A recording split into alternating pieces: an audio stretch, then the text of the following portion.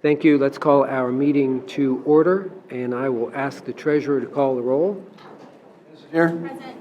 President Baker. Present. Mr. Brown. Vice President Cole. Present. Ms. Gibbs. Here. Mr. Ragland. Here. Ms. Reyes.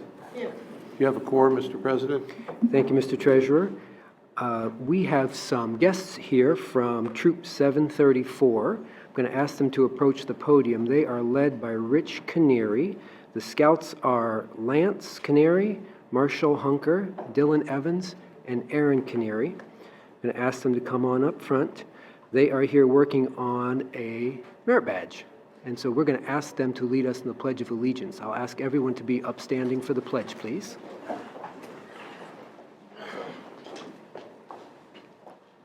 Scout salute.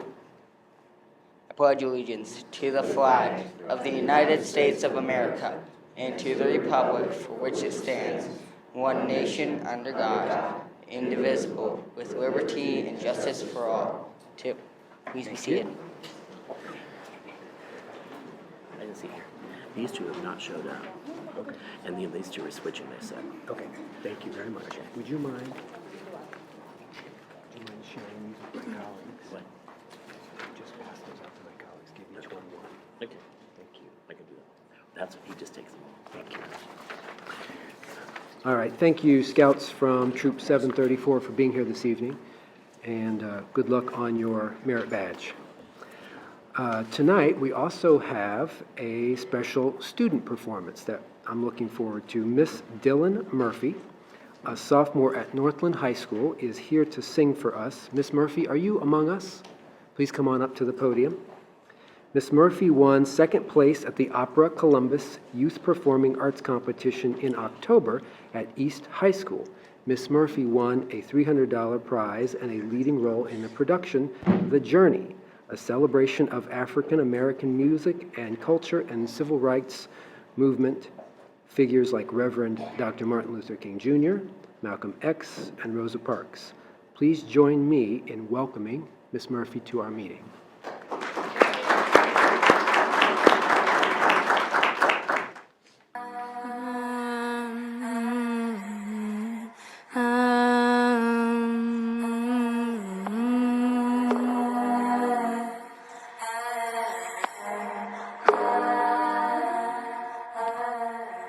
I was listening to the ocean. I saw a face in the sand, but when I picked it up, then it vanished away from my hand. No, I had a dream I was 7, climbing my way in a tree. I saw a piece of heaven waiting impatient for me, no. And I was running far away to a world I love someday. Nobody knows, nobody knows. And I was dancing in the rain, felt alive and I can't complain. But no, take me home where I belong. I can't take it anymore. I was painting pictures. A picture was a painting of you, and for a moment I thought you were there, but then again it wasn't true, no. And all this time I have been lying, lying in secret to myself. I've been putting sorrow the first place on my shelf, la-di-da. And I was running far away to a world I love someday. Nobody knows, nobody knows. And I was dancing in the rain, felt alive and I can't complain. And no, take me home where I belong. I got no other place to go. No, take me home where I belong. I got no other place to go. No, take me home where I belong. I can't take it anymore. kept running for a soft place to fall. And I kept running for a soft place to fall. And I kept running for a soft place to fall. Ooh, and I kept running for a soft place to fall. And I was running far away to a world I love someday. But no, take me home where I belong. I got no other place to go. No, take me home where I belong. I got no other place to go. No, take me home where I belong. No, no, no, take me home where I belong. No, no, no, take me home where I belong. No, no, no, take me home where I belong. I can't take it anymore.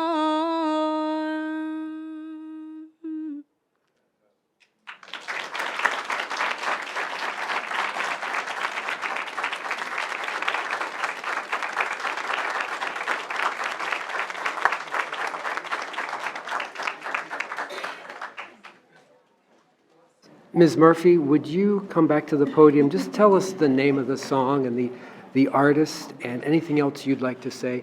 And I wonder are there any friends or family of our performer with us this evening? Raise your hand. And all right, thank you very much. Any of your teachers here or anyone else from school? All right, thank you for being here. Yes. The song is called Runaway by Aurora. It's about finding yourself and knowing that you do belong in this place and that you don't feel lost. Thank you very much for being here tonight. We appreciate it.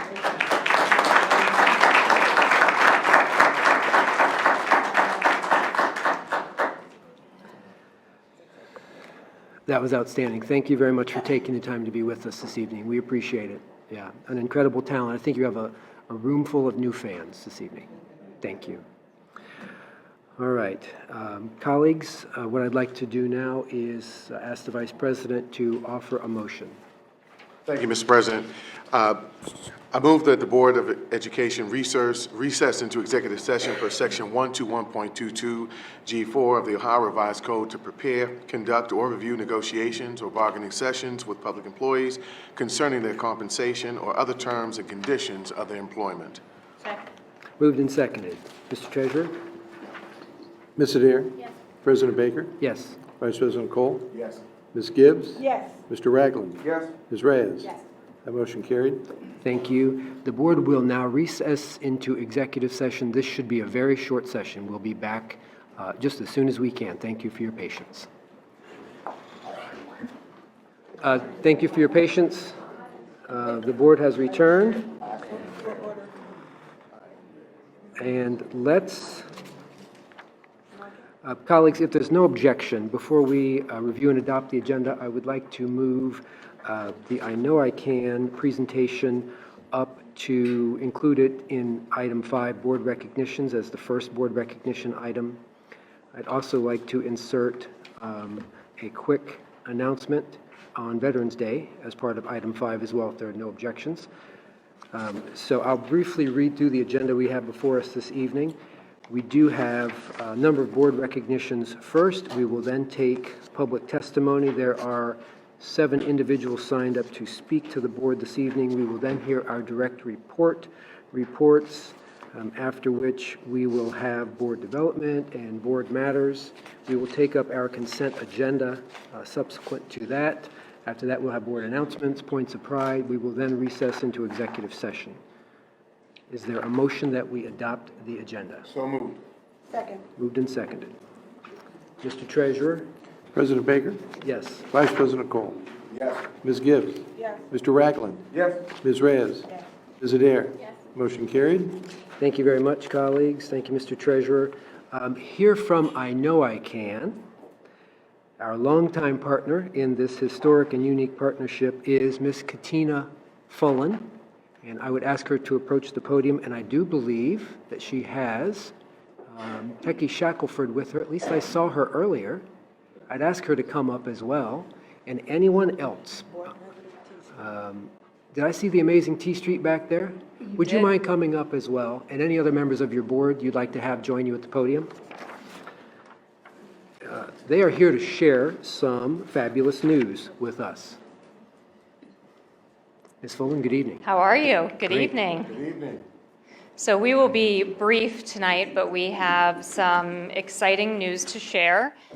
And let me just do a quick reminder of I Know I Can's mission, 31-year partnership with Columbus City Schools, and founded by 4 amazing community leaders, Bob Weiler, Techie Shackelford, Cliff Tyree, and Art Kobacker.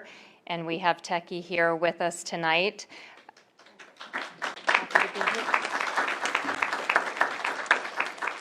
So as you know I Can has been providing grants and scholarships for Columbus City School students. Well, actually, students in the district have been earning grants and scholarships for years now, for 31 years, and students have earned now from I Know I Can specifically $42 million in grants and scholarships to fund their college educations. Yep. And so over the last 9 months, we have had a board-level committee that has been looking at our grants and scholarships and also looking at the cost of college, the unmet need that our students have every year trying to get either a certificate or a 2 or 4 year degree, and then also the amount of student loan debt that they are taking on. We also have challenged ourselves as an organization, and the board really did a great job of challenging our organization to look at the financial aid that we have available for our students and really look at making sure that the dollars are meaningful, that the dollars are doing what we wanted them to do 31 years ago, which was help fill that financial gap for college. And if we all think back to 31 years ago and the cost of college and the unmet financial need that our students had, that was about $1,700. So our $1,200 grant really helped students close that financial gap. Fast forward to today, we know what the average cost of college is, and we know what the average debt is that our students are taking on. So this is a small step forward for the students of the district and for I Know I Can. But we have made the decision as an organization to set up a new scholarship fund that will launch with the class of 2020. And we are investing $4.5 million over the next few years in the Dream Big Scholarship for students. So this is another opportunity that students can earn these dollars for college, and we are confident that they will. They've never let us down. We know that they are motivated and hardworking and super smart, and we are confident that they will take advantage of this opportunity. We have 3 goals for this scholarship. One is to increase the number of students who complete important college access milestones, whether that's the FAFSA, completing college applications, taking the ACT or SAT. We know there are lots of steps that our students need to complete in order to be college ready, and this is one of them, one of the goals of this scholarship. The other is to really help close the financial gap for college. We know this won't close it completely, but we know that it will help. And then 2, our ultimate goal, as is everyone else here, and that's to continue to improve student outcomes around college enrollment and completion. So we will award this money starting with the class of 2020. It's a scholarship of $3,500, renewable for 4 years for students to take advantage of with some qualifications. So a 2.75 GPA. You must be Pell Grant eligible, enroll in college full-time, and then complete the I Know I Can college access milestones. We believe we will give out about 100, maybe a few more than that this first year. And here's the part that I think we are all most excited about is that we are allocating a certain number of scholarships. We're going back and forth right now what that number is, but that every high school will have at least 4 scholarships that they will be able to award in the building. So this is not students from one high school competing against their peers at another high school. We will award the scholarships in every high school this year, and that's something new for us. Good. So now you have, just the last slide is just a reminder that we have these 3 funding opportunities, and we were able to share with students and families this past weekend, thanks to the engagement office with CCS, that we hosted this special workshop for scholarships and applications this weekend in partnership with the school counselors, and I Know I Can, that students got the opportunity to get the applications for both the Founders Scholarship, which is a reminder, is $10,000 a year for 4 years. The Dream Big Scholarship, our new one, that's $3,500 a year for 4 years, up to 4 years. And the I Know I Can grant, which is how we started, and that is the $1,200 grant, renewable for up to 4 years. And I do want to add that we really see this as a partnership with the schools. We met with a group of school counselors to get their feedback before we launched this. They had great input for us, and they've agreed to serve on a team in each building, and the buildings will work together to look at the applications and make decisions on the selection of the students per building. So it was a real partnership with the counseling team, so we appreciate that. But I just want to make sure that I point out we've got T Street here, who is our board president, and hopefully will continue to be next year. We vote in December, so hopefully she's still on board to do that. Techie, I want to just make sure that she has a minute to say hello, but I have 2 students with me, and Jean, I did not forget about you. I have 2 students, well, former students, or I Know I Can alum, that I just want you to just quickly hear from before we wrap up.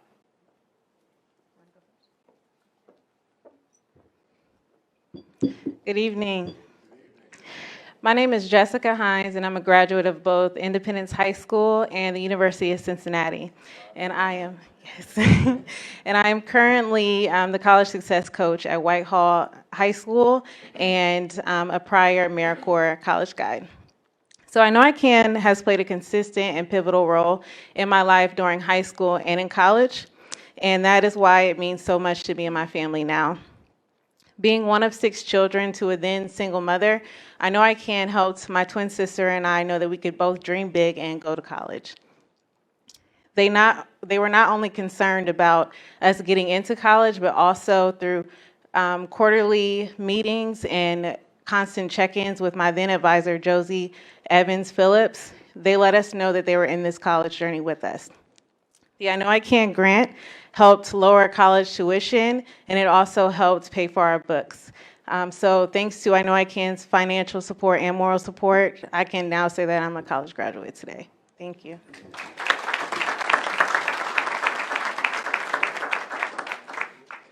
Good afternoon, everyone. My name is Marvel Sine. I am a 2015 East High School graduate and a 2019 Ohio Wesleyan graduate. And a former I Know I Can grant recipient. So I Know I Can really helped me in school because, well, as a foreign immigrant, my mother really stressed the importance of an education. But what was never talked about was how we were going to pay for that. I Know I Can really stepped in and helped support me in a way that she couldn't. Not only financially, but with their retention program. They were there weekly for office hours to help me mentally and emotionally. So because of them, I can now say that I have a college degree, and I'm taking this time to do the same for those that are coming.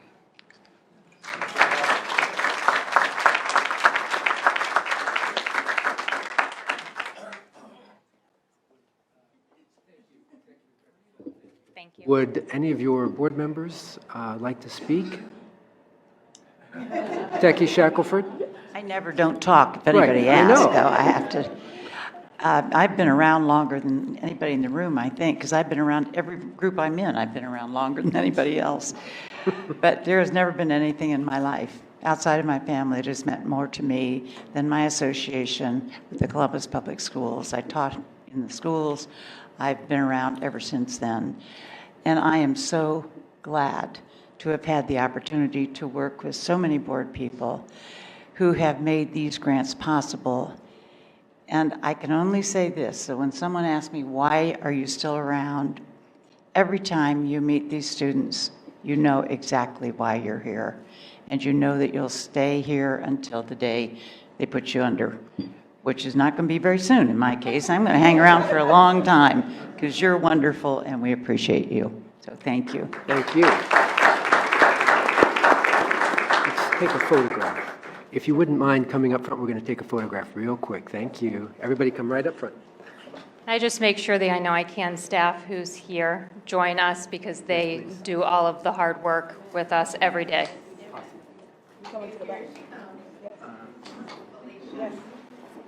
Back here.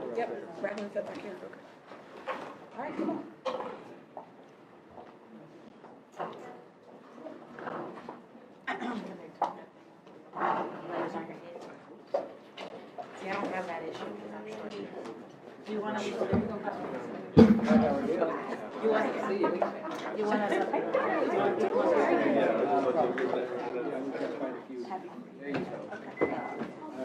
I'll take it. You know, I'm still your level. Yes. Oh, I better come back down.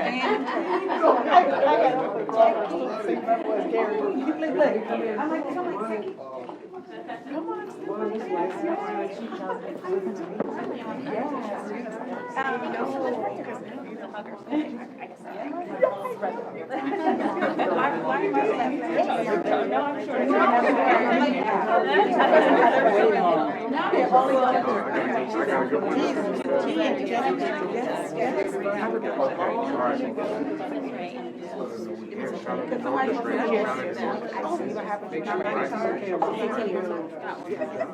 All right, everybody smile.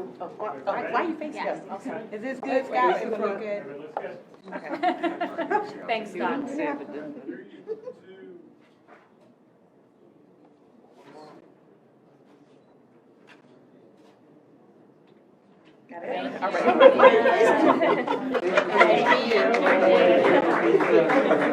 So proud of you. You didn't tell me you had a niece that went to UC and everything else.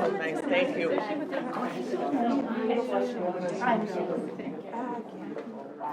2 days in a row. How you doing? Good.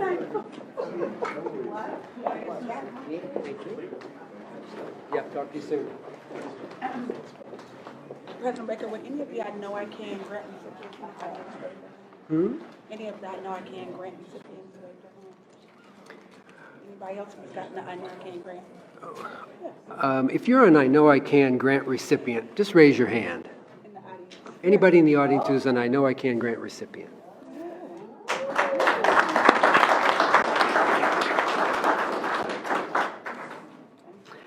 All right, thank you again to I Know I Can.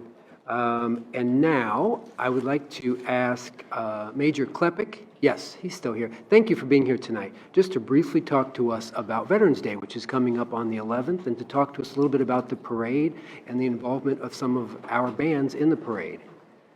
Good evening. Thank you very much. Good evening. I'm retired Major Ben Klepek. I have the privilege and honor to teach Air Force Junior ROTC at Fort Hays Arts and Academic High School under the leadership of Dr. Ruffin, who has to approve everything the students do. Those cadets were recognized as one of the top 5% of the units out of 900 units worldwide.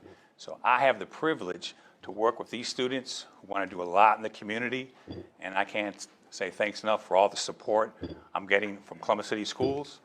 And even Mayor Coleman came to our high school, inspired our cadets, inspired the students. So I appreciate all the support. Why I'm here tonight is our Veterans Day Parade, which is coming up this Friday, November 8th. This Veterans Day Parade, we're honoring the theme, World War II veterans. At the same time, Columbus City Schools has 10 high school bands participating, 3 junior ROTC units in the parade. At the same time, they've asked Air Force Junior Arts and Cadets to lead the parade with the Milvets banner, just based on their community service. So they're getting recognized for what they're doing in the community. Thanks for Columbus City School. Mr. Paul Brown is also helping us out with the sound system. So thank you very much for all Columbus City Schools is doing. We've got an excellent Veterans Day Parade coming up this Friday, 12 noon. Starts at the corner of Nationwide and High Street. We're going to go down High Street, right into Broad Street. There'll be a reviewing stand. And then we're going to have all the World War II veterans in a bus from Cardinal Transportation. They donated the bus and driver. So it's going to be a little chilly on Friday, but we're taking care of those World War II veterans. Thanks for your time tonight, and thanks for all your support. Thank you.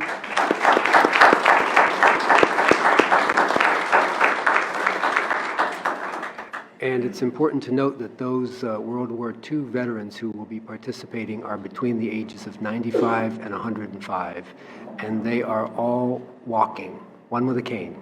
Yeah, so, which is amazing. Are there any veterans in the room? Please stand and be recognized if you are a veteran.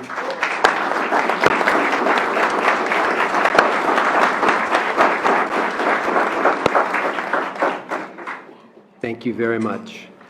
Let's move on to our next recognition, School Psychology Awareness Week. The week of November 11th through 15th is School Psychology Awareness Week.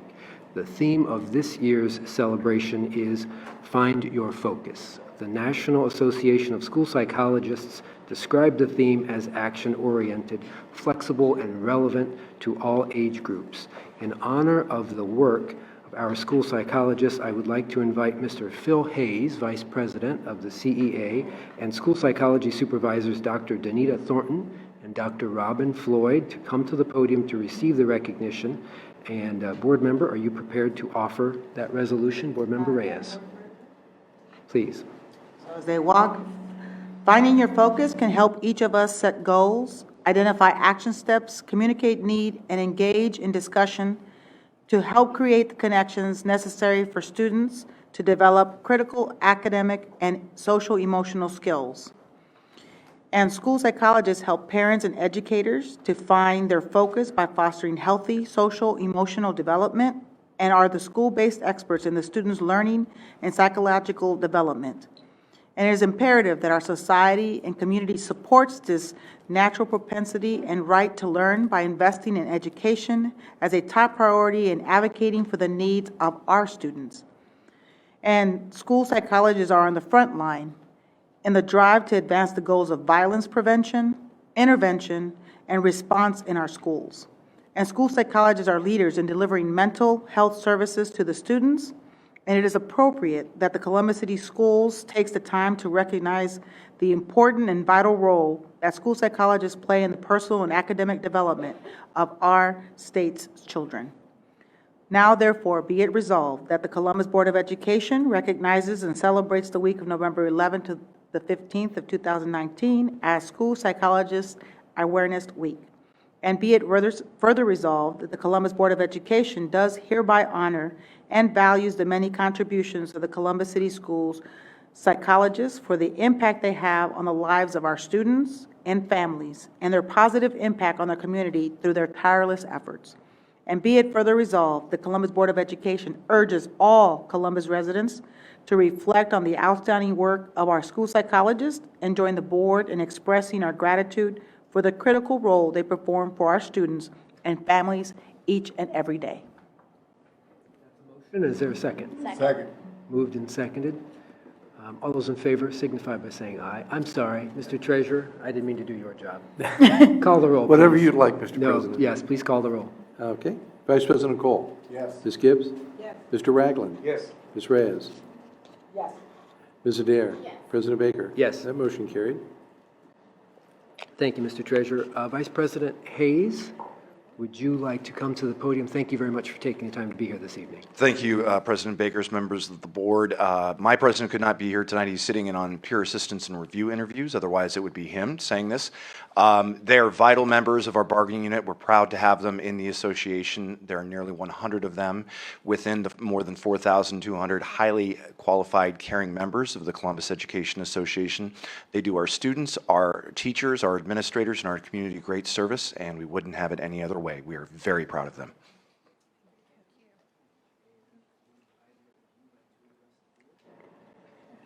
Ladies?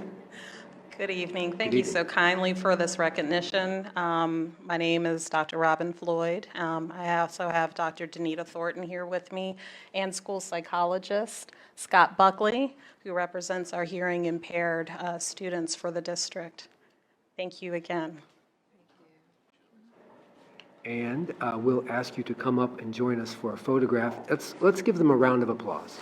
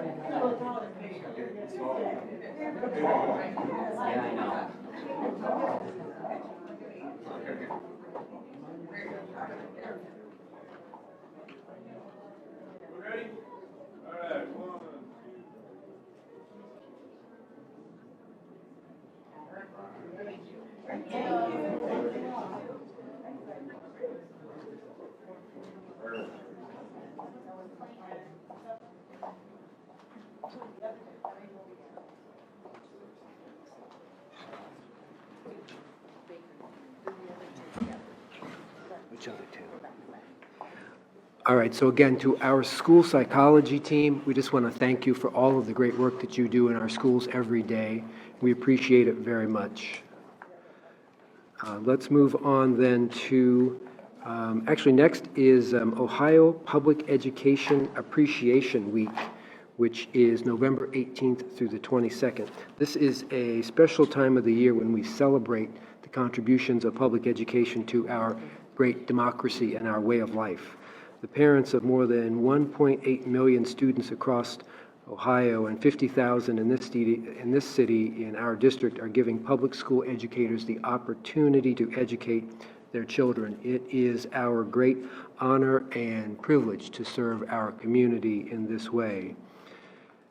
And I'll close with a quote from President John F. Kennedy. He said, "Let us think of education as the means of developing our greatest abilities, because in each of us there is a private hope and dream which, fulfilled, can be translated into benefit for everyone and great strength for the nation."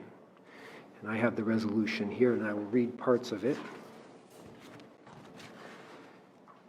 Whereas the Northwest Ordinance of 1787, one of the key founding documents of the great state of Ohio, states in part that religion, morality, and knowledge being necessary to good government and the happiness of mankind, schools and the means of education shall forever be encouraged.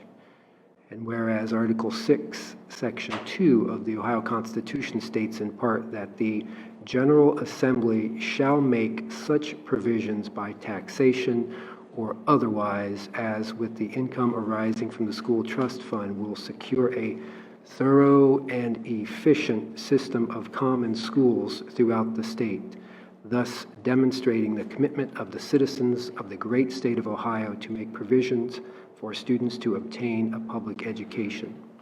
And whereas public schools bring together adults and children, teachers and volunteers, business and civic leaders, and elected officials who all have a stake in public education and play an important role in inspiring children to learn inside and outside the classroom. Whereas the Ohio General Assembly, through the efforts of State Representative John Patterson, enacted Ohio Public Education Appreciation Week through HB 438 of the 131st General Assembly. And whereas the intent of Ohio Public Education Appreciation Week is to encourage public education and affirm its purpose during 1 week in November despite attempts at privatization, and by so doing to send a message to our students, our educators, and our communities that we will support student success and lifelong learning.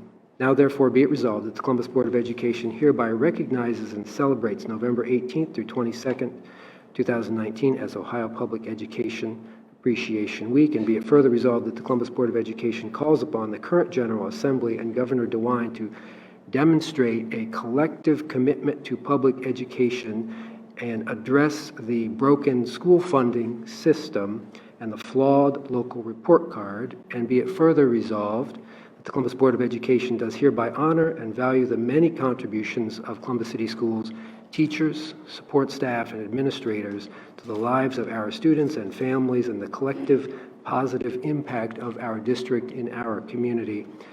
And be it further resolved that the Columbus Board of Education encourages all Columbus residents to join Columbus City Schools in supporting and advocating for public education as a pillar of our democracy and a cornerstone of American opportunity that gives all students the foundation they need to understand and appreciate our nation's values of freedom, civility, and equality. That is a motion. Moved and seconded.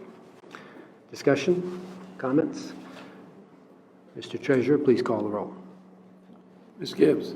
Yes. Mr. Ragland? Yes. Ms. Reyes? Yes. Ms. Adair? President Baker? Yes. Vice President Cole? Yes. Motion carried. Thank you. And I do believe I saw State Rep Erica Crawley in the audience. Is she here? Yes. All right. I hate to put you on the spot. I do this every time you come. Would you like to come up and say just a few words about the value of public education and why it's so important? And happy Veterans Day to you. I know you're a veteran. I know you served. Thank you, President. I appreciate the opportunity to speak with you and the audience as well as the rest of the school board members. We already know how important public education is in making sure that every child in Ohio has a right to quality education no matter what their zip code is. And I can speak directly to Representative Patterson and his commitment to make sure that this General Assembly, the 133rd General Assembly, fixes the broken school funding formula that we've been currently operating under for the past 20 plus years. He has a legislation, House Bill 305, with Representative Cupp. We actually are hearing more testimony on that bill tomorrow in the House Finance Committee. I do sit on that committee. We'll welcome any interested party testimony as well as oral or written in support of their effort to fix that broken funding formula and make sure, especially here in Columbus, which is the largest school district in the state, that our students are at the forefront and in the minds of my colleagues, as well as the leadership in the House and Senate, to understand how we have been so far under the cap for the past few years, and using all of the resources that have been available to give children an opportunity, and is still not what children need. And so I would appreciate any support from the members of the audience as well, because this will be a partnership. This is, we can't do it on our own. As I said before, last time I was here, it has to be a collaborative effort to change school funding and how we have been going about it going forward. So I would love to continue to have dialogue about that. Thank you, Representative Crawley. Actually, I'd like to present this to you, and feel free to go back and share it with members of your committee and House leadership. And why don't you come up to the front and take a photograph with us as well, so we can stress the importance of this week. Absolutely, thank you. And did we call the roll? Mr. Treasurer, have we called the roll on this? Well done.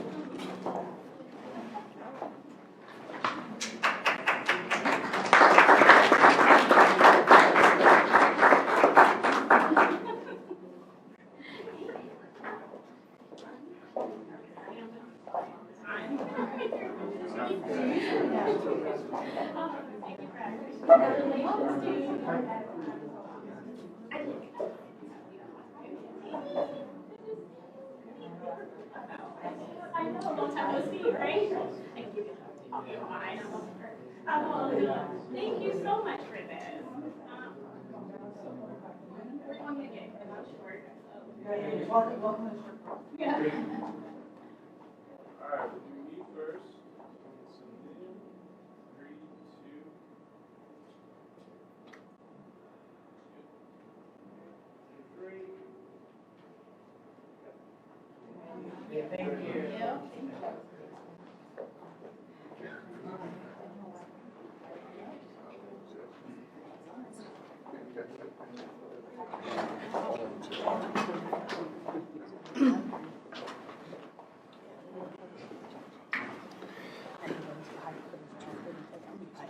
All right, one more resolution. Thank you, Representative Crawley, for being here. National Education Support Professionals Day, November 20th, is a celebration of the great work by our education support professionals like bus drivers, food service team members, instructional assistants, child care attendants, intervention aides, and all of the dedicated members of the Columbus School Employees Association. They are the backbone of this organization, and we honor and respect the contributions they provide on a daily basis for our students. And I'd like to ask President Lois Carson, President of CSEA, and her team to join us at the podium to receive this recognition. Come on up front. And I'm going to call on Board Member Adair to offer a resolution. Thank you. Education Support Professionals Day was first created in 1987 after the National Education Association's Representative Assembly called for the creation of a way to honor contributions of school support staff. Education support professionals are often the first people our children encounter on a daily basis. They are integral to the education process and the academic success of our students. Education support professionals work tirelessly to ensure our children are ready to be productive citizens and serve our students and communities with care and professionalism. It takes a team of instructional assistants, school nurses, school social workers, school counselors, school psychologists, secretaries, bus drivers, food service workers, custodians, maintenance workers, groundkeepers, and many other dedicated Columbus City School employees to support the work of our teachers and administrators. Education support professionals are the backbone and unsung heroes of public education. Therefore, let it be resolved that the Columbus City School Board of Education hereby recognizes and celebrates November 20th, 2019 as Education Support Professionals Day. Let it further be resolved that the Columbus Board of Education does hereby honor and value the many contributions of Columbus City Schools education support professionals for the impact they have on the lives of our children and families and their positive impact on our community. And be it further resolved that the Columbus Board of Education urges all Columbus residents to reflect on the outstanding work of our education support professionals and join the board in expressing our gratitude to them for their critical role in the lives of our students and families. Thank you. Is that a motion? Yes. Moved and seconded. Seeing no comment, Mr. Treasurer? Mr. Ragland. Yes. Ms. Reyes. Yes. Ms. Adair. President Baker. Yes. Vice President Cole. Ms. Gibbs. Yes. Motion carried. Thank you.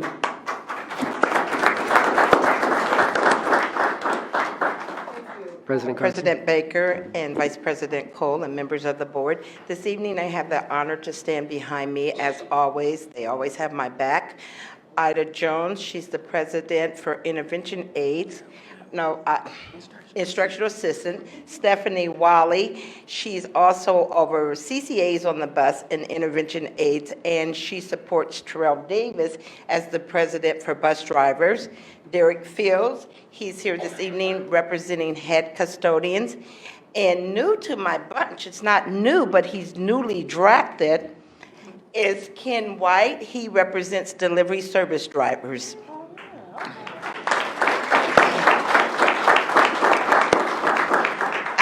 As you all know, normally I speak from the heart, and I very seldom come prepared with anything pre-written, but I saw this when Dr. Stanford sent us the invite, and it struck home, and it made me think about the work we do on a daily basis. And I had a lot of conversation with my pastor about it. It says accessibility is being able to get in the building. Diversity is getting invited to the table. Inclusion is having a voice at the table. Belonging is having your voice heard at the table. And sometimes the members I represent, we get tired, we get worn out, and we get frustrated because we feel like we don't have a seat at the table. And I said to my pastor, I'm so tired. We don't have a seat at the table. And he responded back to me, the room's only so big. They can only move the table so far. And if I know you and the members you represent, you'll keep fighting and you'll keep following that table wherever it goes.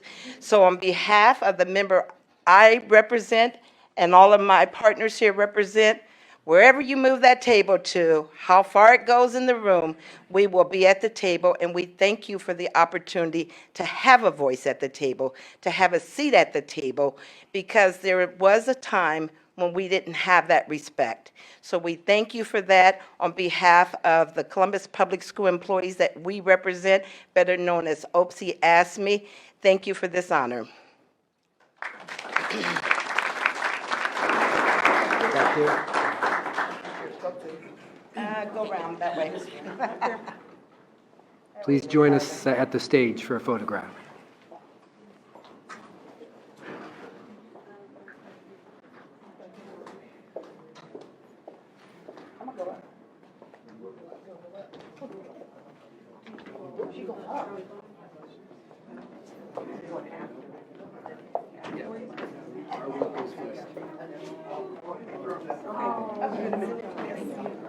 Everybody, congratulations. Oh, I'm sorry, we got to get one. Good to see you. All right.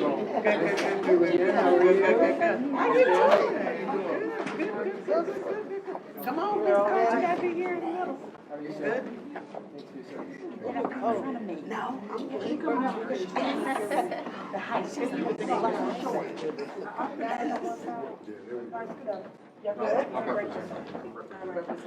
Mr. Ragland represents. Derek, right there. Come on, Derek. Smile. Yes, beautiful.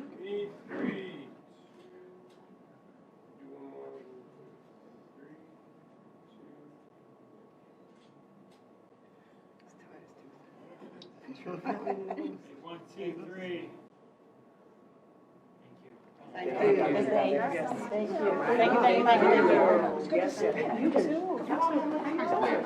Oh, now she wants love. Everybody hurry up, but now she wants.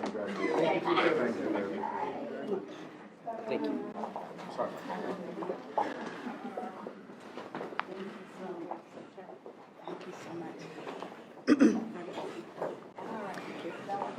Thank you again to our partners in OPSI, CSEA. Thank you very much for your hard work, your dedication, your commitment, the things that you do every day that make everything else that we do in the district possible.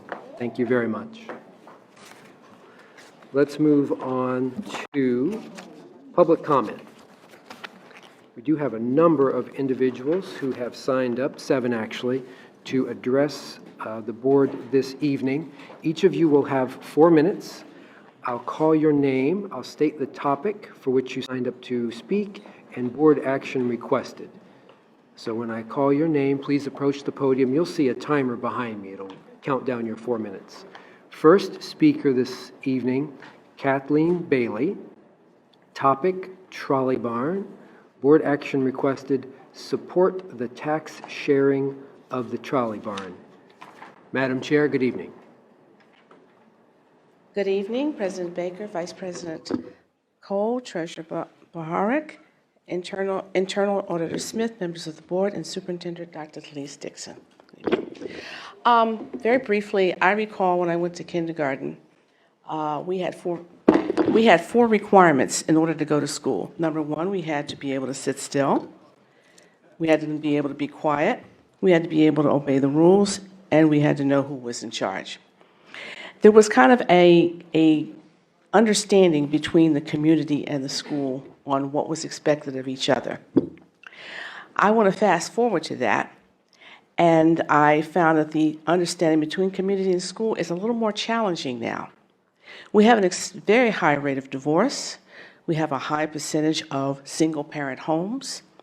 We have people who cannot afford good living spaces, who can't afford to stay in their houses, and so that their children have consistent educational opportunity, and all these things. And on top of that, we have the electronic world that has kind of inundated our children's minds. So what I find now is that we need to kind of reconnect, and I know the school does, the Columbus School Board does do some things in that area, but kind of a reconnect with the community. And what this project that we're talking about, the trolley barn, which the Near East Area Commission supported unanimously, does a little bit of that. We have an old building that is historically significant to us. They're going to do that. But there's another component to it that we're really concerned about, and that was the food component. In the tax sharing portion, the developers would like to use that tax share to develop a green grocer, which would bring fresh food into an area that has been bereft of those produces. To me, this is where it really brings home to what the connection between the community and the school, because it helps. These are the kind of activities that are going to help stabilize our community. I believe that I hear all the time that we want to work and fix the schools, but I think that's a little unfair evaluation of the schools, because in order to fix the schools, we also have to fix the homes, because you are born and at home 3, 4, 5 years before you ever get to school. So we have to look at that partnership again, that when I was going to school, it was kind of there. The community kind of knew what the school wanted, school kind of knew what the community wanted, and we need to bring that back.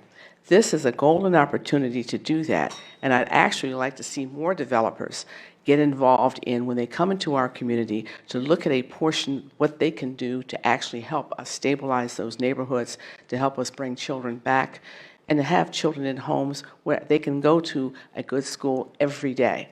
When they're going to this school for 2 months and then going somewhere else for another couple of months, that's not good. But this is not going to fix everything. But what I like about the fact that the trolley barn folks that want to fix up this building want to include this piece is that this is a good step in a good dialogue and creating a relationship where we're starting to look at development that includes what is it going to take to revitalize our communities. A revitalized community is also going to be a positive step to the work that you do in making sure that we improve our school systems and keep them where they should be. So I want to thank you, but I want to let you know we support it 100%. We like the fact that they're taking an opportunity to help us in the long term of developing our community. Thank you. Thank you, Chair Bailey. Are there any clarifying questions for the speaker, colleagues? Board Member Adair? Thank you for being here. As a past chair, I know that you probably had very robust conversation at your area commission meeting about this, and I'm wondering if you could share maybe some comments from neighbors, some things that you considered as an area commission in unanimously as supporting this project. Well, when this project was coming about, they needed some zoning variances, and one of the things we always do is we have a site hearing. We actually go to the location and discuss what it is and the development. And one of the big topic in the conversation was the food portion of it, the green grocery portion. And they wanted to know what kinds of people are going to be involved, who's going to be allowed to participate. Is it a membership thing? Is it for the community? And that was a major part of the conversation. And the neighbors were very happy about it because it is going to benefit a lot of people, but what I'm saying is it's also one of those building blocks to start bringing communities back, which in effect has a positive effect on the kind of work you do. But that was a big part of the conversation, was the grocery part. Kind of like we're going back to the old way it was. People are really interested in that of having those foods, services within walking distance. Any other clarifying questions, colleagues? Chair Bailey, thank you for taking the time. Have a good night. Good to see you. Our next speaker is Larry Price. Topic, trolley barn. Board action requested, support trolley barn legislation. Representative Price, please approach the podium. Good evening. Good evening. Good evening. You know, telling the preacher 4 minutes, as long as the deacon don't say amen, we'll be all right.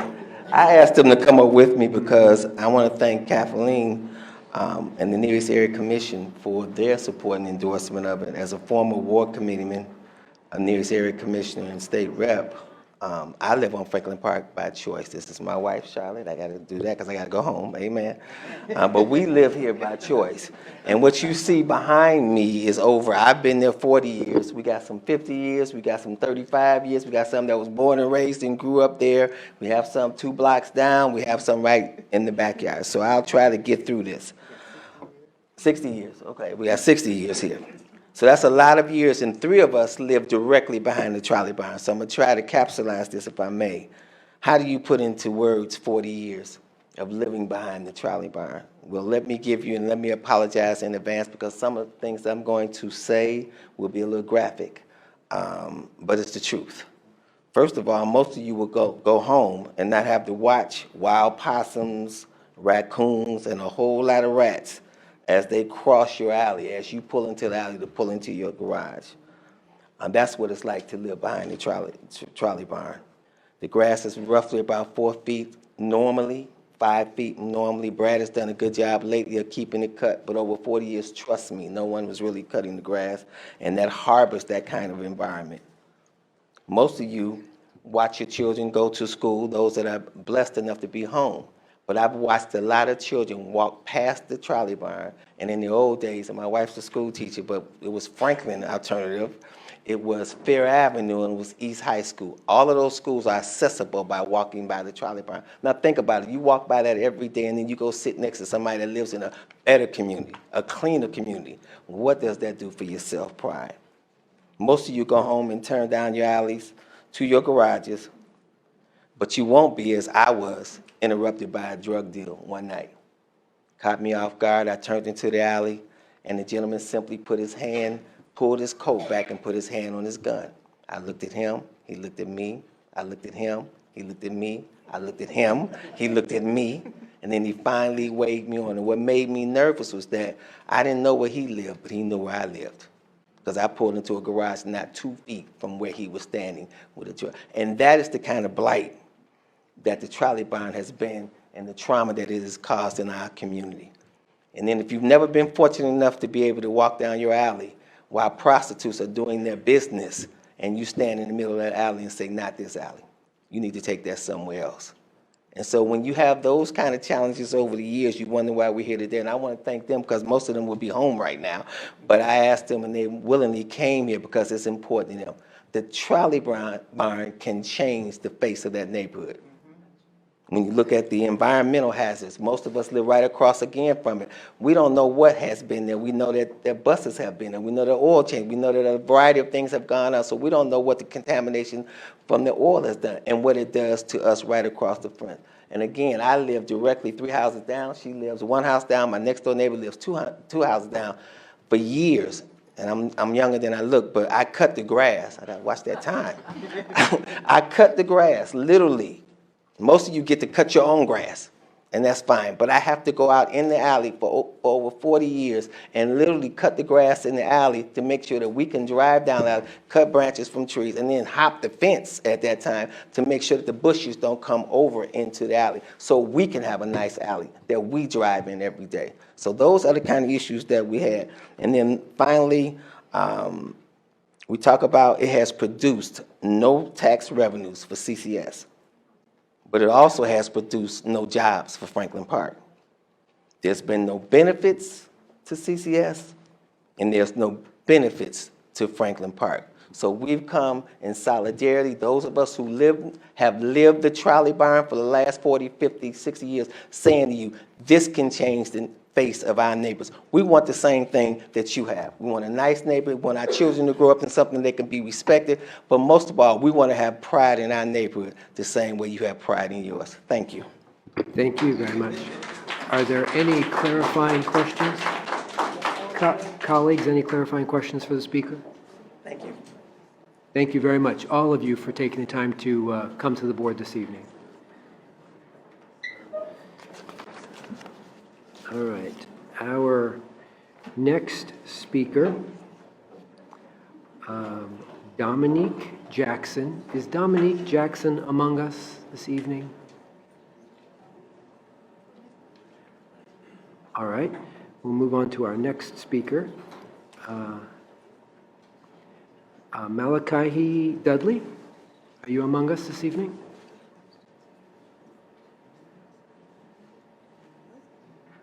No? All right.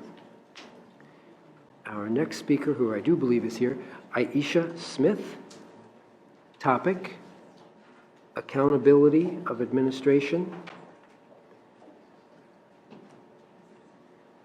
Board action requested. Recognize that the administration is not taking accountability for their errors on behalf of students.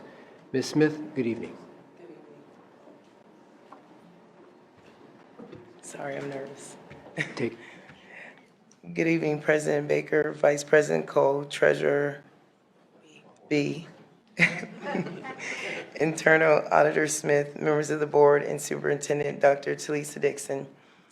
My name is Aisha Smith, and I am here with my daughter Alexia Smith and my other daughter Ariana Smith. I'm actually here because the administration at my daughter's high school has put her in a bad situation with not allowing her to be eligible to play basketball her first half of her season. Alexia has committed to the University of Minnesota. She is a 3.5 GPA, 5th out of her class. Has always been on the honor roll. A very good, outstanding student. And this means a lot to her.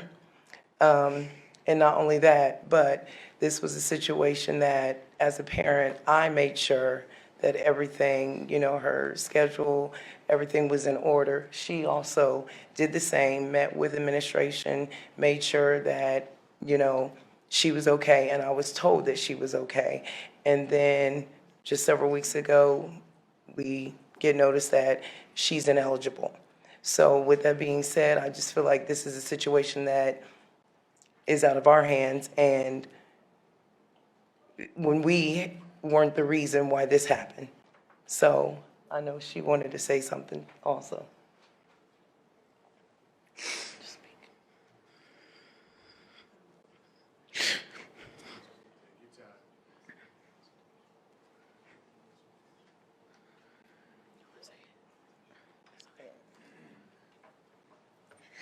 Okay, I'm gonna speak for her. I'm her sister, I'm her sister, and just seeing my sister like this is just not, like, she wants to play her senior year because this is her last year. She expects that she was gonna come and play because she didn't think that the stuff was gonna get messed up.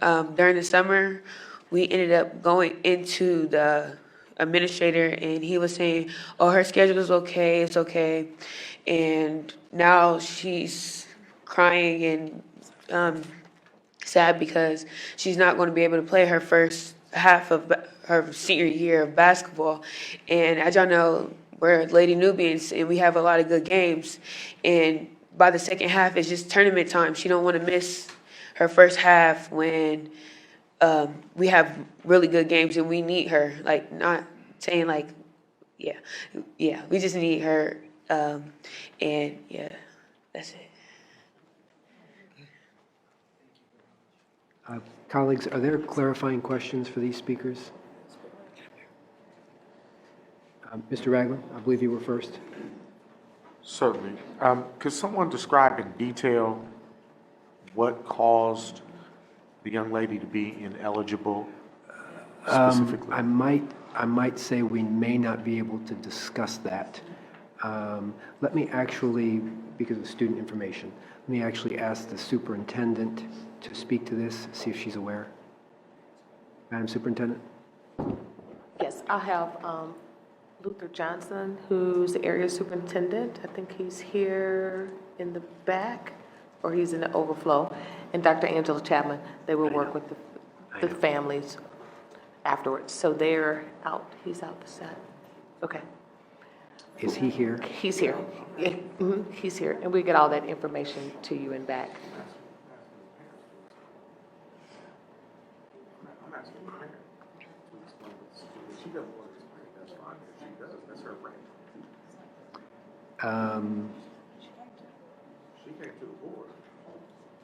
The discussion is around student information and protecting The student. Right, right. So I'm not going to allow that. I'm not going to allow that question. I am going to ask the area superintendent to immediately meet with the parent. Yeah. Board Member Gibbs, have you a clarifying question? The clarifying question that we believe is this. We want to clarify from the mom, what is the action that you are seeking from the board? What is it that you would like us to do? Or what is the request? For the board here? Yes, ma'am.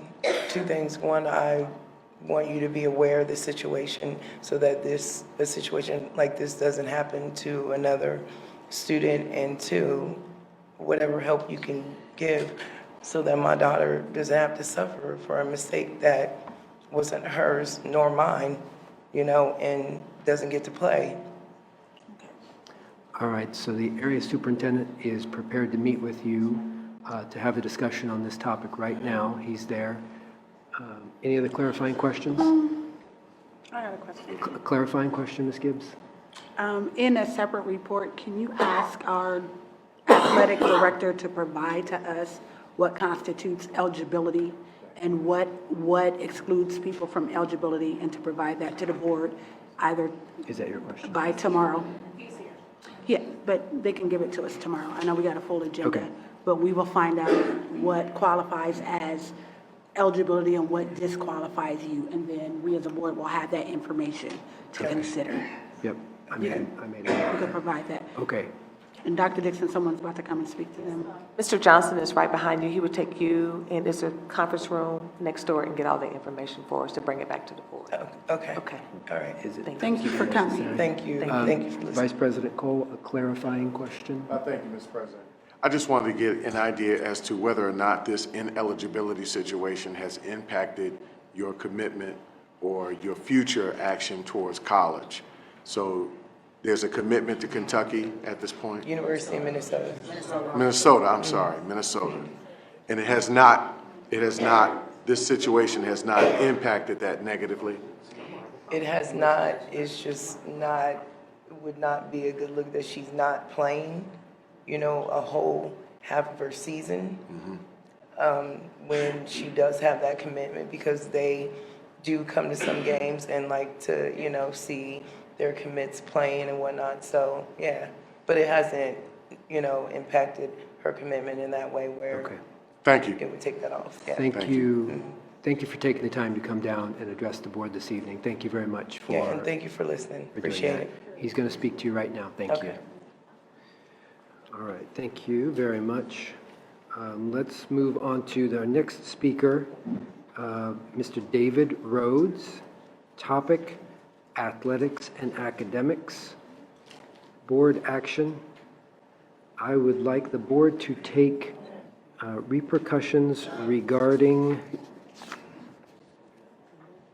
athletics. Good evening. Good evening, President Baker, Vice President Cole, Treasurer B, Internal Auditor Smith, members of the board, and Superintendent Dixon. I know the young lady right there. I'm not going to go into details. I know exactly what happened because I'm over at the school. And some of the questions you could have answered, look, I can go there and tell you exactly what happened.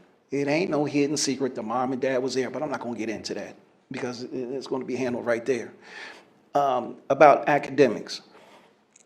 I heard somebody said stewardship and wanting money and everything. I know quite a few of these board members that are on here for a while, and I see some other people in this room that I've known for a while. You can't get a lot of money. If you're a stewardship of money, then I need to make sure that you're accountable for that money and the money actually is working. There's programs in your building, things that have happened for years that ain't got nothing to do with helping somebody get academic ready. I was at Glenwood Rec Center yesterday. Nationwide was in there. They were helping volunteer, doing packages and all that. It just happened. And you know what? Let me ask you a question. Are you able to come into the school after school when it's needed, not during school, and volunteer for like 3 to 4 months straight where it would actually benefit students?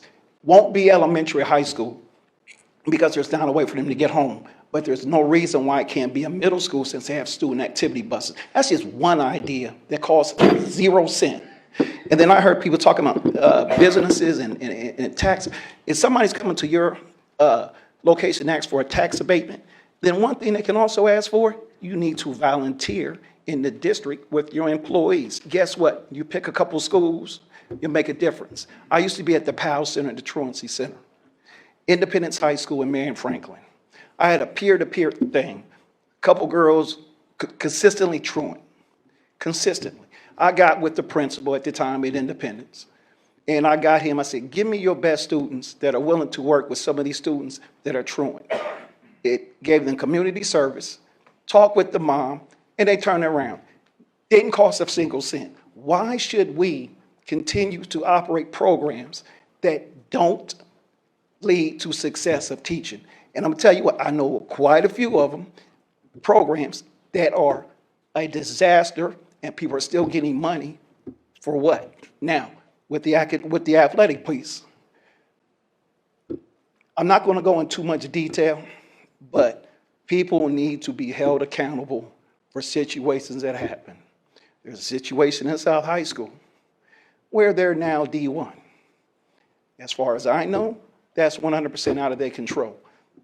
I just saying, make people accountable. That's it.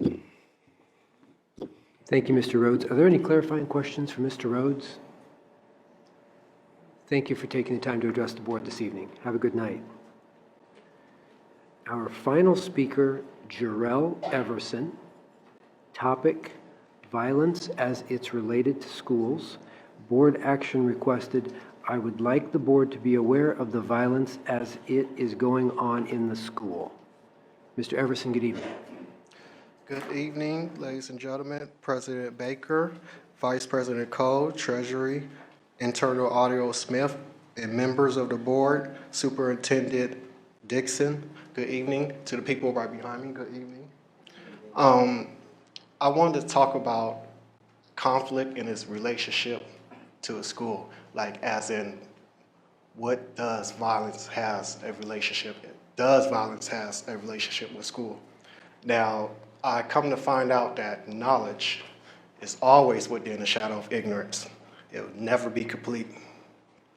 Just like a coin, heads is knowledge, tails always must run with ignorance. We teach these to our kids, my brothers and sisters, which is inside the school system, the school society, period. This huge encouragement of self-centered activity. That's the I, me, my, should strive to be, just self-centered activity, and it keeps us away from the actual fact of what's going on. So then now, when one goes into the school, basically, and real learning is moving farther away from knowledge.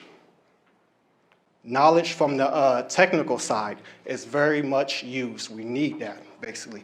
Knowledge for me getting to my house, I need that. But when we take this knowledge and we use it against others, the whole idea of the books and religiousness, basically, was never to take no ideas above any human. Me, you, or nobody. We are taking these ideas and we put it ahead of humans, basically. So with this self-centered activity, we don't learn. This self-interest, basically, we focus on I, me. It keeps us from things like seeing the actual, inquiring.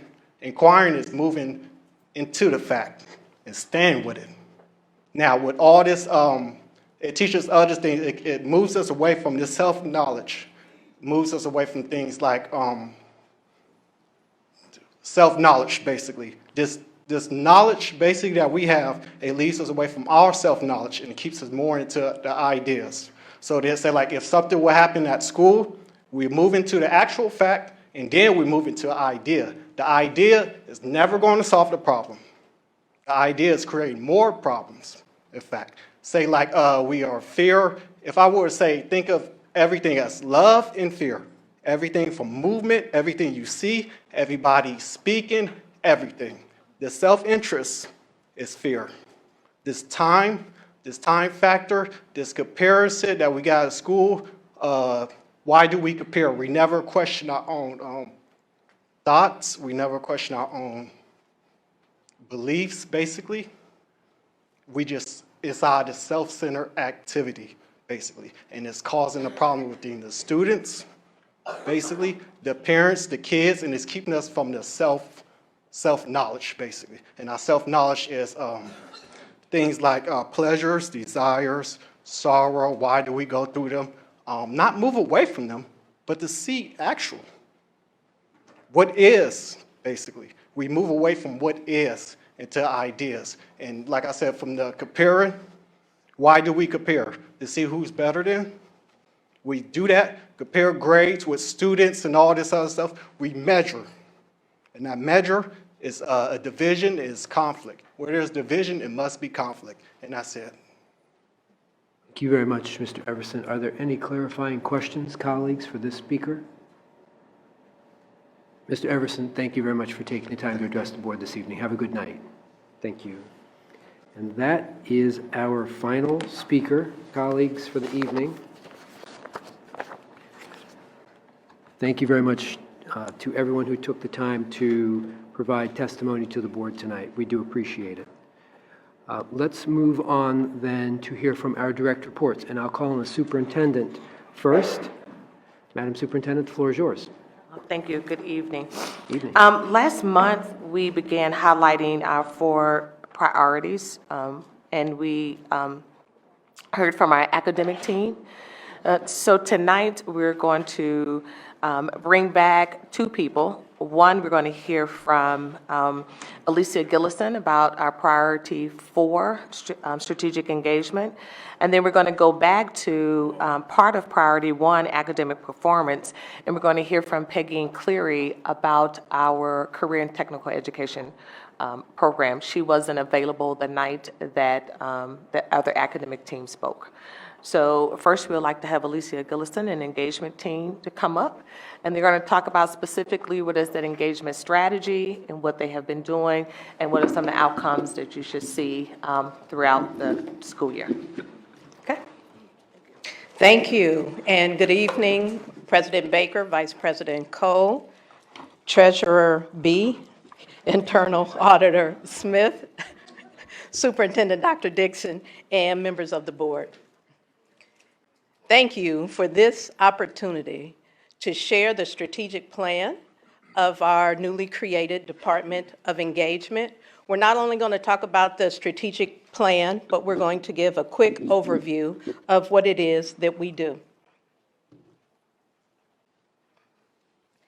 Dr. Dixon mentioned the academic team presented a couple of weeks ago. And so they were presenting on priority 1, which is academic performance. My focus tonight is strategic engagement, and that's the work that is ahead of us. But before we get started, I want to use some working definitions because sometimes engagement means different things to different people. So for the context of this evening, family and community engagement is a full and equitable partnership among families, educators, community partners, and business stakeholders to promote children's learning and develop in their development from pre-K through high school. Partnerships, a cooperative and collaborative relationship between people or groups who agree to share responsibility for achieving a specific goal.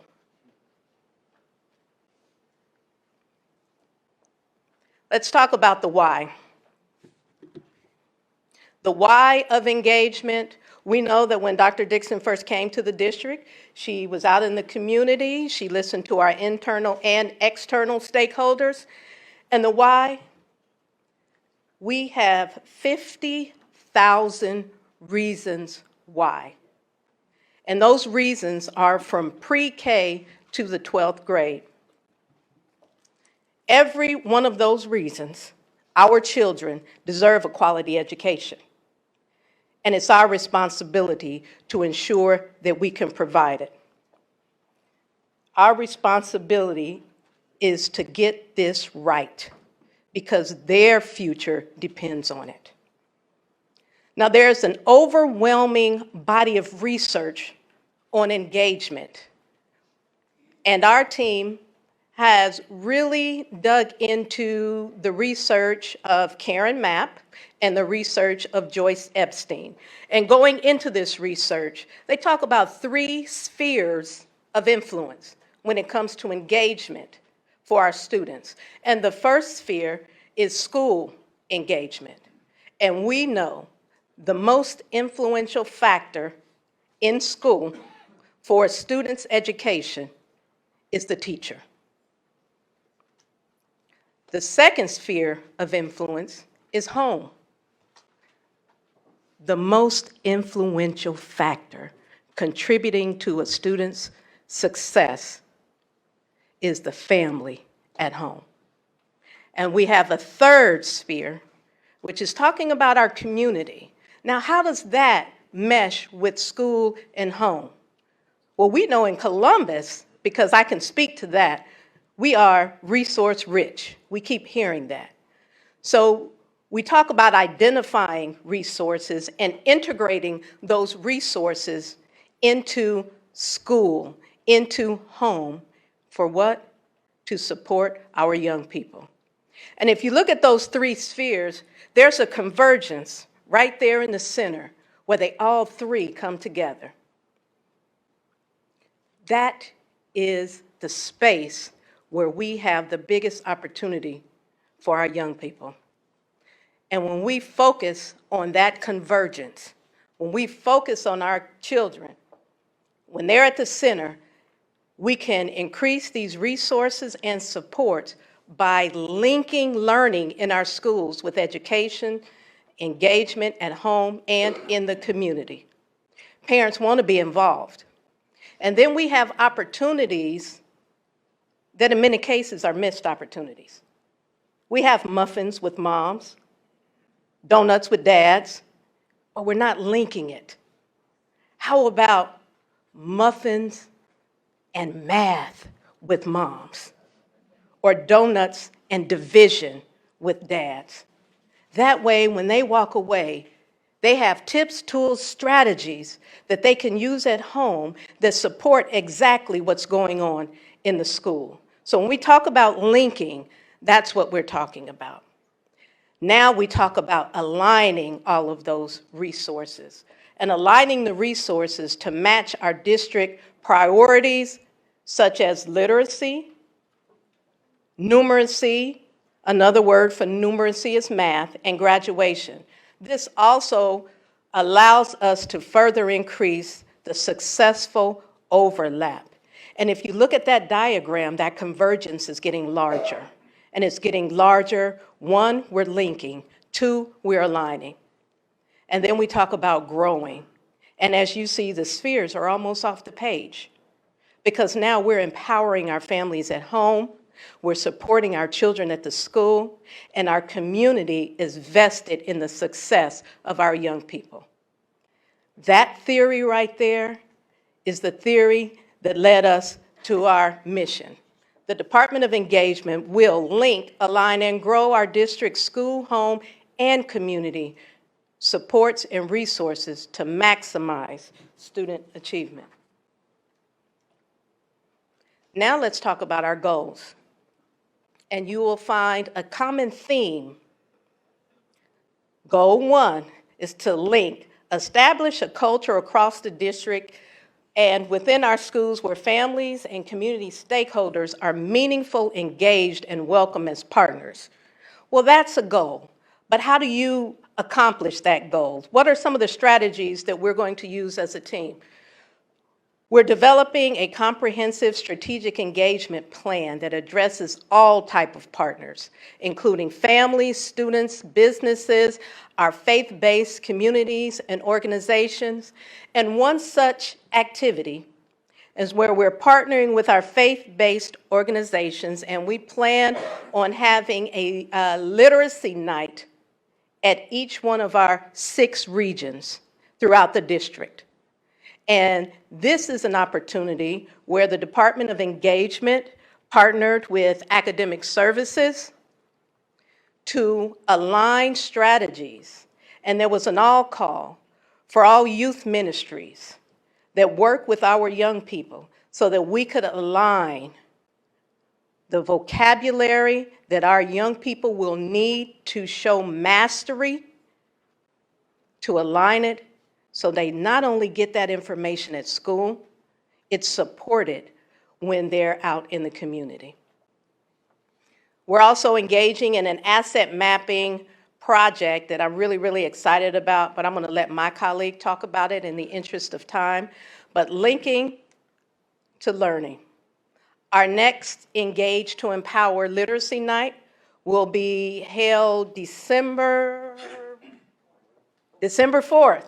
That's right. And that's going to be on the west side of Columbus. And there's been an all-call for pastors and bishops on the west side to converge this night so that we can share strategies that will support our students at home and in school. Goal 2 is align.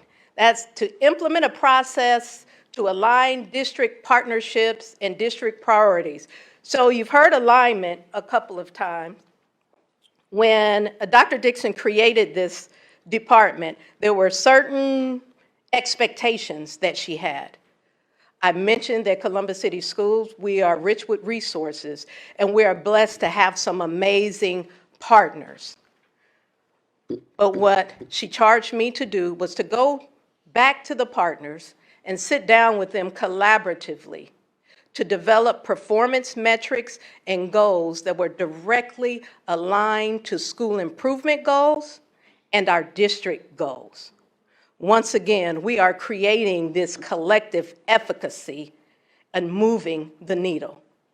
And some of those partners we've sat down with so far, we've sat down with City Year and Communities in Schools, and most recently, I Know I Can. And I just want to give you an example of what one of those performance metrics might look like.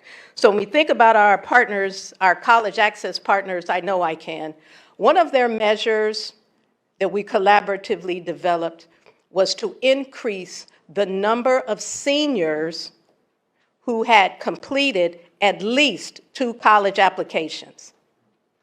And that increase had to be an increase from the previous year. So in doing so, and us working together, just this past weekend, we hosted the College Application and Scholarship Workshop.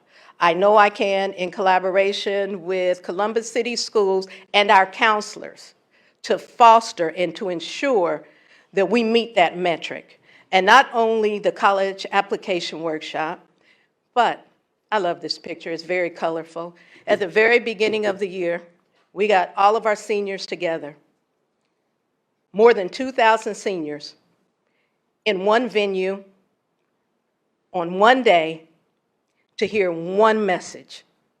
And that message was, you have to reach higher.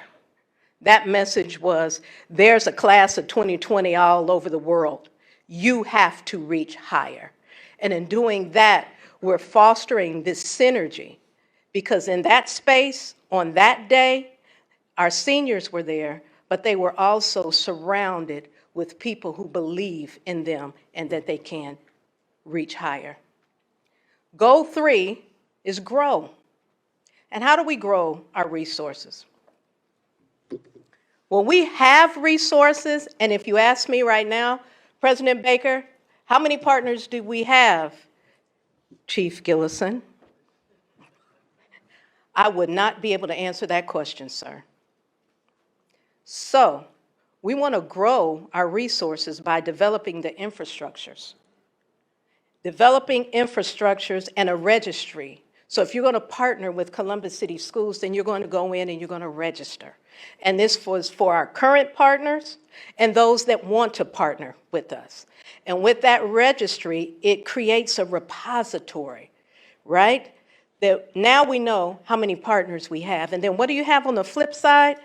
After you register and you've been vetted, you'll have a card signed by our superintendent saying that you are a certified partner for Columbus City Schools. That's one way we're going to grow, because that way we will know exactly who's doing what.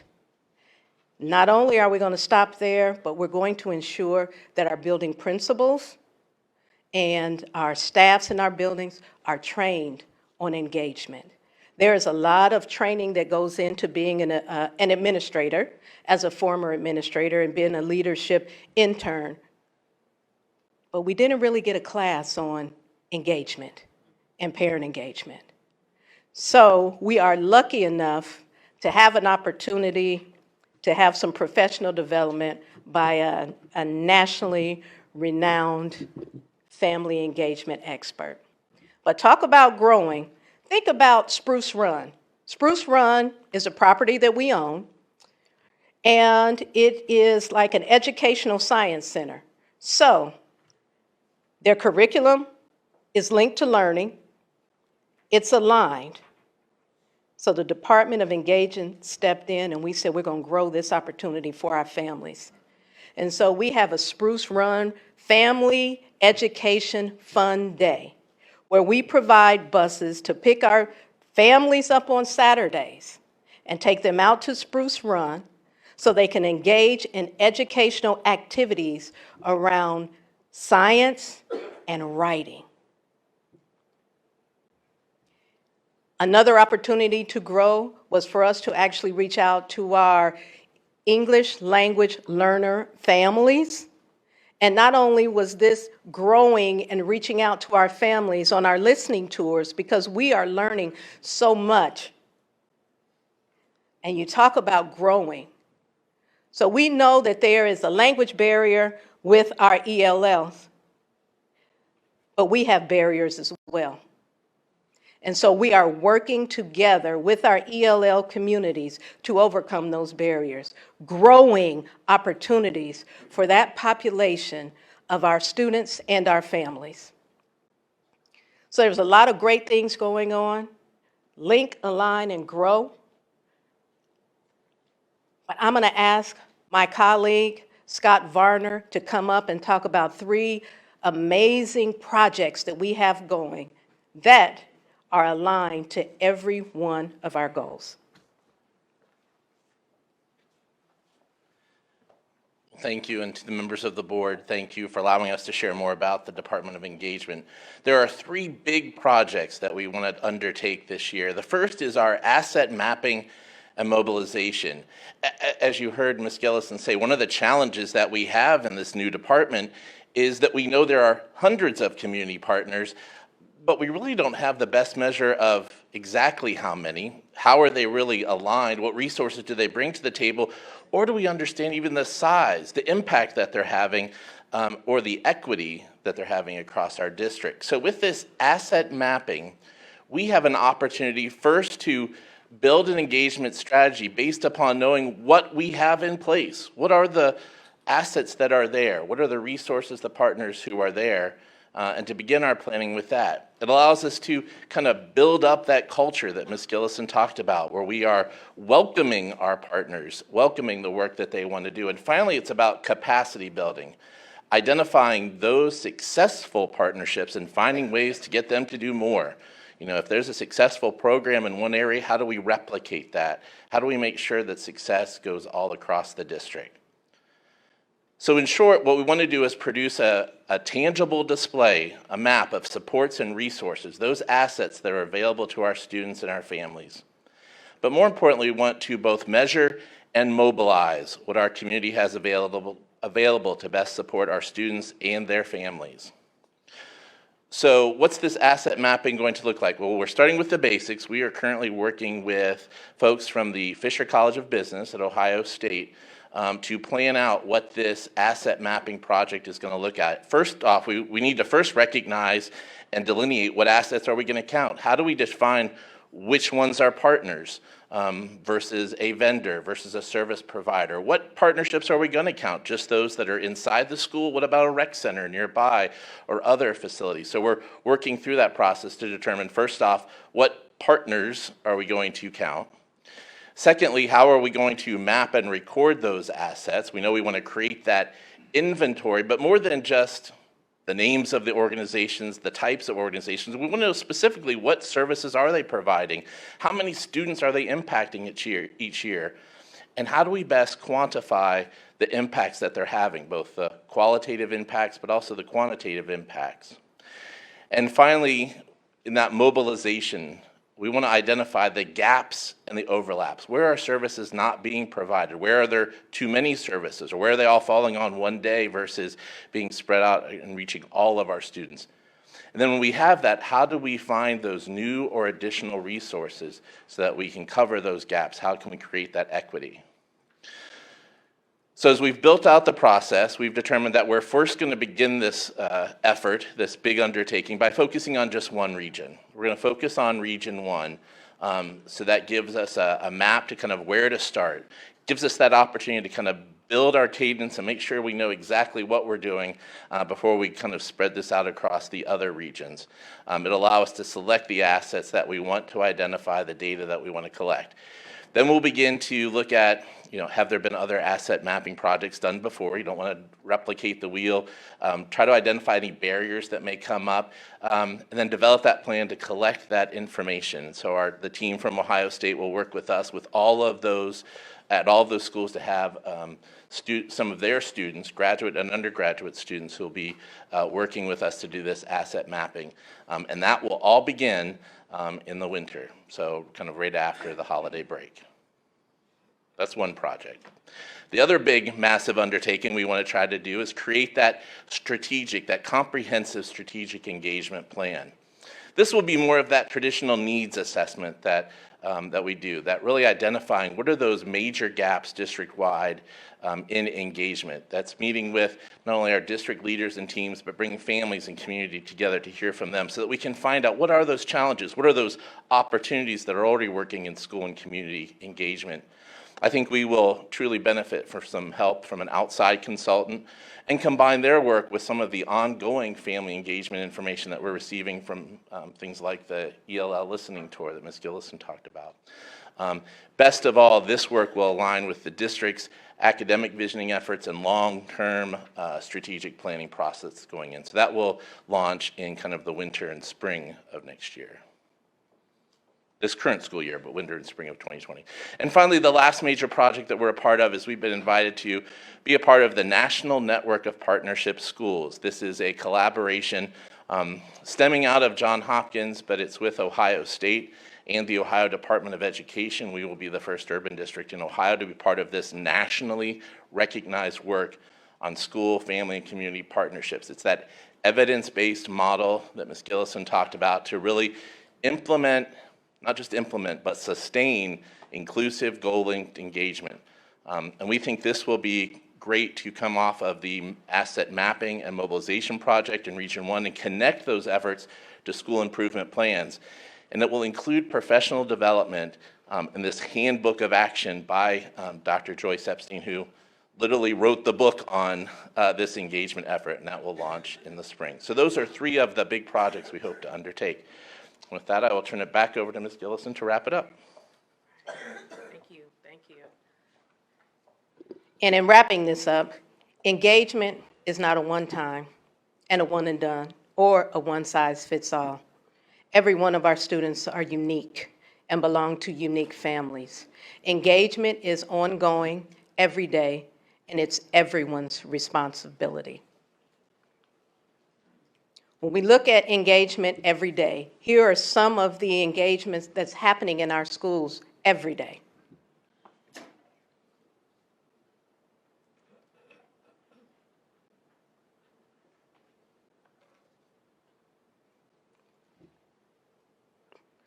We are linking engagement to learning.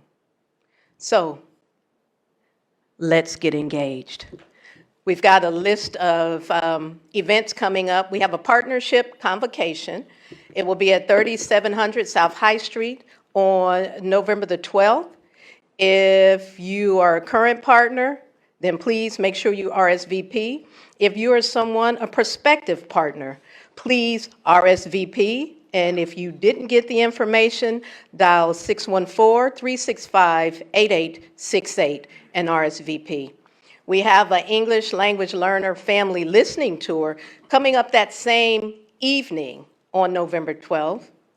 And our next Spruce Run free family fun day, where we pick up on Saturdays, is going to be November 16th.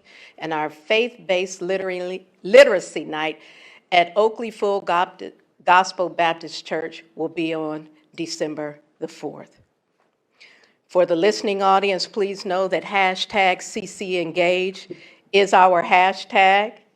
And I would like to ask families to go to the Department of Engagement's webpage, because there's a survey that you can take that we would like to know. And we will glean that information, and we will use that information as we are planning our engagement activities. Thank you. Thank you, Ms. Gillison. Colleagues, are there questions for Ms. Gillison on the presentation? Mr. Vice President? Thank you, Mr. President. I just have two. First of all, thank you so much for this presentation. I really am excited about the idea of how much we're committing to family engagement, and look like we're putting ourselves in the forefront from what I've even seen nationally. So I'm excited about that. My first question is this: how will we work to improve the quality and accountability of our engagement experiences? I'll use a very specific example. Our mentorship program. You mentioned that we have some 400 children who have been aligned with some 250 mentors. Now, that's a wonderful thing, but I do know of some challenges that we have had. One specifically I've confronted is that from time to time, there might not be the kid there. Maybe it's a transiency issue, something to that effect. Maybe there needs to be better alignment of students to mentors from the standpoint of a student need. So there are any number of variables that play into that. But how are we looking at improving the quality of that experience for the mentor and for the mentee? If you don't have to answer that now, I would love to get some sort of idea on that moving forward. Absolutely. And I'll have Dr. Keisha Huntley Jenkins and the mentoring team follow up. Awesome. Second one is, I had the opportunity this past weekend to participate in Books at the Barbershop, another exciting relationship that's 3 years old at this point. I want to make sure I didn't see that included in this piece, but I wanted to make sure that we were clear that that is going to continue to exist and that we'll continue to build on that. Right, and I'm excited to say that it will continue to exist. And I've asked Dr. Huntley Jenkins to come up and share some more information, but I do believe you all have backgrounders that has the information for barbershop books. Good evening. Good evening, Doctor. Thanks for having me here tonight. Thanks for giving us this opportunity to present about our work. Yes, Barbershop Books program is going to be here. Our partnership with the city continues. We're entering our 5th year. We started with 10 barbershops. We're now to 33. The plans are to expand to 50 next year. So we have not had the launch yet. The presentation that you attended, or that was just a press release to let the barbers know that is still ongoing. So, Thank you so much. you're welcome. Thank you. Board Member Reyes? Hi, Ms. Gleason. Hello, Board Member Reyes. So I'm just going to ask a couple questions, and after this, I'll probably ask you about 100 more. So as I look at your presentation, which I appreciate very much, when you're looking at the first thing we say, partnership convocation, will potential partners, be provided? What are the requirements about being a partner? Being very clear as to what does it take to be a partner? What will it take for you to stop being a partner? What are the current parameters or partners that we're looking for based on our strategy and what we want to do? I mean, some of us have been here for a very long time, and we get stopped left and right about, I want to do this in school, and I want to do that in the school. And there are many people that get upset because their project doesn't get looked at or their project doesn't get adopted. So I think it's going to be very essential that we're very clear about our expectations, that it's not about, if we have clear requirements and here clearly communicated, I think that'll avoid some issues with some of the people that potentially want to come into the district. Will that be available? At the convocation. Yes, ma'am. President Baker, to Board Member Reyes's question, absolutely. When we think about this partnership convocation, right now we have one superintendent, and we have hundreds of partners and even hundreds more of potential partners that want to meet with one superintendent. So we're having this convocation, so our superintendent will be able to share the vision, share the district priorities, so everyone hears the same message at the same time. And then we will even discuss the visioning process, but as it relates to partnerships, we're going to talk about the registry, and then we'll have partnership protocols. And those partnership protocols will not only be introduced at the partnership convocation, but we will get those out to building principals, because a lot of times a partner will go knock on the door of the building principal, right? So that everyone is on the same page. Now, I want to be totally transparent with a large district, and everyone may not come to the convocation. So it will take us, it might take us a while, but by the beginning of next year, every partner and potential partner should be registered, and everyone will be aware of our partnership protocols. Perfect. As you discuss and look at those partnership matters. I think one of the things that's most important, which is something that I deal with in my nonprofit world, is the volunteer vetting and helping people understand that there may be a background check necessary. If you are anywhere near our children by yourself, or even in a group where there's not another supervising adult available, that may be something that is absolutely necessary so that people are not surprised. So that's what I'm talking about when it comes back to ensuring that people understand what are the requirements from a district, not because we're trying to put people out, but more protecting our children and ensuring that so I think that's important. You're absolutely right. Thank you. The other thing that I was interested in hearing or seeing perhaps in your presentation as you go, because I'm assuming we're gonna go around and letting other people hear this, is when we're doing these alignments, whether it's with religious organizations, barbershops, to ensure that we have culturally relevant opportunities. So when you say barbershops, there's not only black barbers in the city. There's salons that cater to other demographics within our city, as diverse as our school is. There are people out there that would love women barbers. Yes. And beauty shops would like to be included.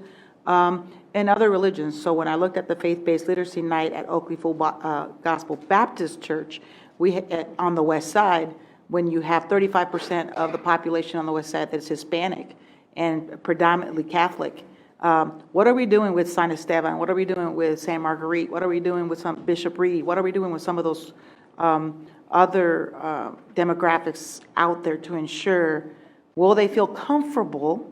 Will they feel welcomed?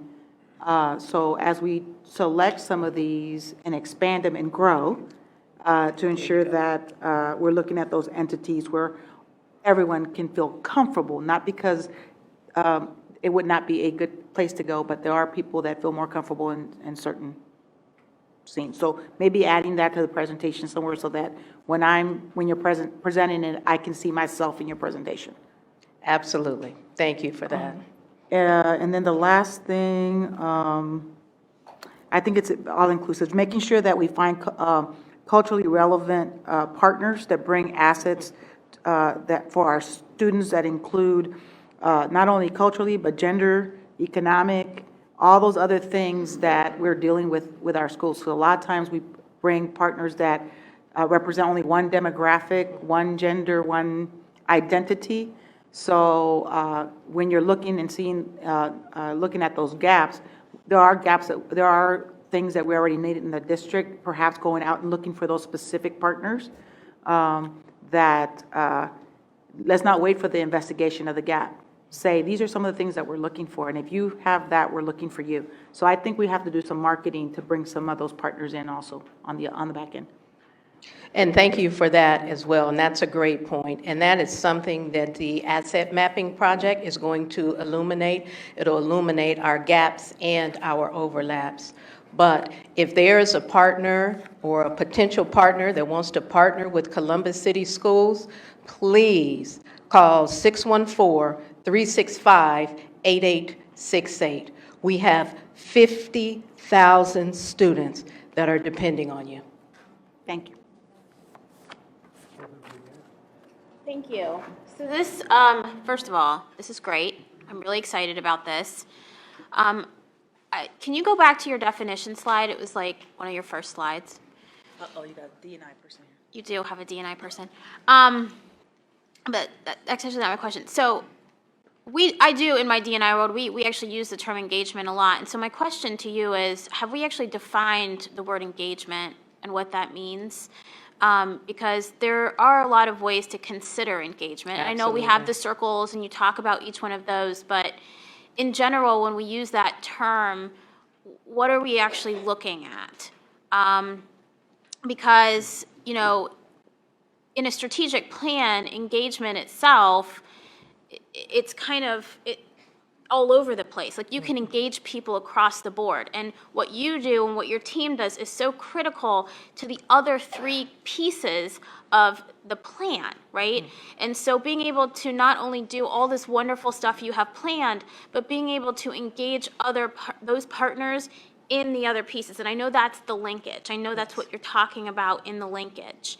But it would be more helpful, I think, if we had a stronger definition around what that engagement means and maybe around how each partner or stakeholder fits in. So if I'm a parent looking at this, how do I know how I fit into engagement, right? If I'm a PTA, so you didn't talk about how PTAs fit into this. How do I holistically fit in? And how do I engage back up? So we've done a lot of engagement down, which is great, and leaving our families with tools, which is also great, right? We don't just engage to have fun. While fun is important, we're leaving people with tools. But then how are we turning that around and allowing more space for families to engage up? And I know we're doing that because you're doing it with the English, what is it? English language learner listening How do we tour. do that more? Because that's where, again, we're going to start to impact the culture and climate, right? So it's very holistic. So I'm really keyed in on looking for those holistic strategies that touch all the components and having really strong definitions. So no matter who in the community picks this up, they see exactly where they fit. And the other piece that, like Ramona kind of touched on, was about that cultural competency piece, right? Ensuring that any engagement we do does incorporate all of our families, and not just about language, right? Because we do kind of we do that a lot, but also just about culture and belief as well. And that helps promote our culture and climate. So being able to understand why some students in our district celebrate different holidays, right? And just the bigger picture and engaging in one another in a community setting. So I'm really excited. I love this stuff. This is, and I think that you are well suited for this, the way that you speak about it. But I'm looking at it very strategically to ensure that anything that we have in that plan is going to help us accomplish all of the, not just the fun, which is great, but really that alignment. So that really wasn't, I guess, a question other than can we get a really strong definition of engagement and how do we all fit? How does the regions play into this engagement strategy? And when we do the strategic plan, is it going to be a district plan or will it be more regional based? Strategic plan would be a district plan. But theirs is an engagement plan. That's what I mean. I'm sorry, the Yeah, engagement no, it would be a plan. district. It would be a district-wide engagement plan. Okay. And then the asset mapping, we're going to start, as you stated, with Region 1 first, because we would think about how many schools, and it could be daunting. We have 109 schools, so we thought if we take a regional approach, then we are able to see what do parents in that region, their needs and their programming may be different from another region. And we wanted to make sure it was doable too, so we thought the regions would be a easier way, a more doable way to tackle this work. But when the ultimate goal, I guess going back to, one of your last slides now, about, not one size fits all, right? Right. The plan is. Absolutely. Right, to allow the schools, the regions, the families. Right. To also help design what the engagement looks like to get the most return on investment. Right. Is that a consideration? Yes. President Baker to Board Member Adair, you're absolutely correct. Just like each one of our schools are very, very unique to culture and climate, it's like that when you look at the regions that are around the city. So I like the terminology used about the holistic approach, because part of that, just for a quick example, on the survey that's on the webpage, so if you hear me, please go to the webpage. It asks questions of parents like, are you comfortable? Do you feel confident in your ability to support your student at home with their homework? Then we dig a little deeper, specifically what would help your child. And in that, we've come up with the parents who have taken the survey, math, geometry, and algebra, those type of things. But that lets us work with the teams at the schools and our curriculum department to make sure we can have activities specifically for those parents. So when you talk about holistic and you talk about culture, yes, we are on our way. Great. And my last point or question, however you'd like to take it, again, goes to that holistic approach and who's on your engagement team. And in reality, every single one of us CC grown-ups is on your engagement team. Absolutely. So every person, every grown-up, Stan, needs to know how he is part of the engagement team, because he works with our constituents and our families too, right? And he's not in a school building, but his job is really important and he engages people. So making sure that everyone on all of our CCS grown-ups understands their role in what you're doing is important. Thank you so much for the, President Baker, to Board Member Adair, thank you very much, because we are all, this is everyone's responsibility. You're next. Yes, thank you so much. Thank you for this presentation, for the entire team, mentorship, family ambassadors, the engagement. I see all of you. I have a few questions, just a few. But first, around this strategy, how do higher education, colleges and universities align with this work? How do you put them in this work? When we will go through our asset mapping well, first, let me say, we do have Tanya McClanahan, and we work very closely with College and Career Readiness, with Peggy Cleary out of Academic Services. So as we're planning, for instance, the college application workshop, our counselors and Peggy were very instrumental on that. So when we go through and we do our asset mapping, we'll look at an asset is a higher education partner, right, or a post-secondary option that our students may have, or is in one region we have more seniors to sophomores than we have in another region.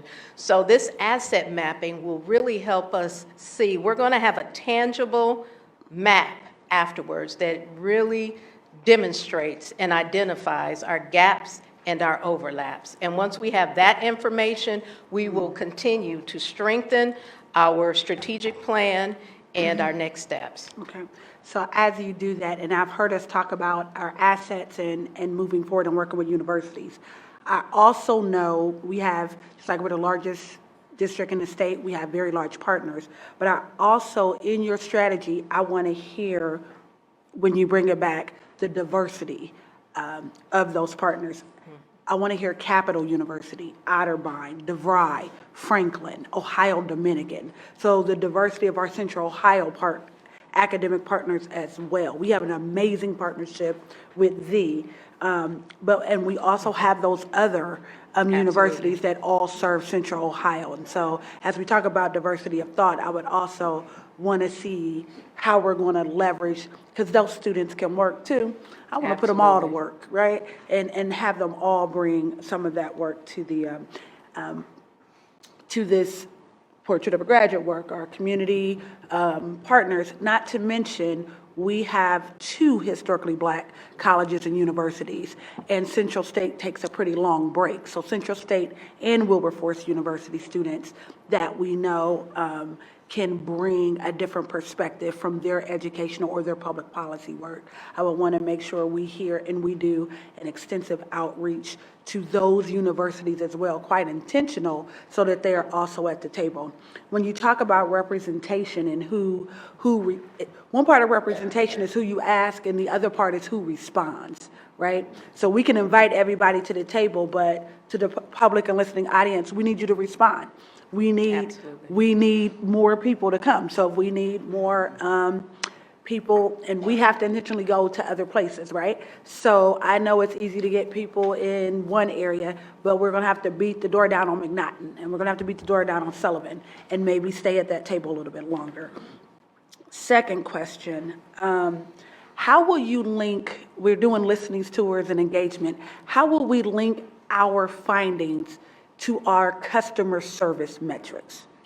How will we take what we learned and how will we use that in improving our customer service, or letting them know what we've heard and seeing that in a systemic plan? You mentioned the first part of the saying. The first part of the saying, and I'll say it, is that most people in Central Ohio, we are resource rich, but the second part is that we're system poor. So what is the system for linking what we learn to improve specifically our customer service and our customer our staff engagement with our communities and families? President Baker, to Board Member Gibbs' question, and thank you for asking that question. And I'll give you an example of what we're doing, and of course, we're going to expand on that. But for instance, with our English language learners listening tour, we're gathering that information, and we have it in buckets, and we're looking at the low-hanging fruit. What is it that we can impact now? And then what is it? So we're trying to prioritize. But once we finish all of our listening tours, we will come back and we will present to our cabinet, senior leadership cabinet, which at the cabinet represented is pretty much every department, the lead of every department, and we will work from there. If it is professional development that is needed, that will be decided at the time, but our next steps go there. But all of the information that we're gathering will come to cabinet, and then if Dr. Dixon desires, if it comes before the board again, or we just establish our next steps in cabinet. But that is part of the plan. Thank you. Next question is around our definition of partnership versus vendor. I believe that was a slide. And I know that is a definition change or something that we're exploring between definition of partnership and vendor.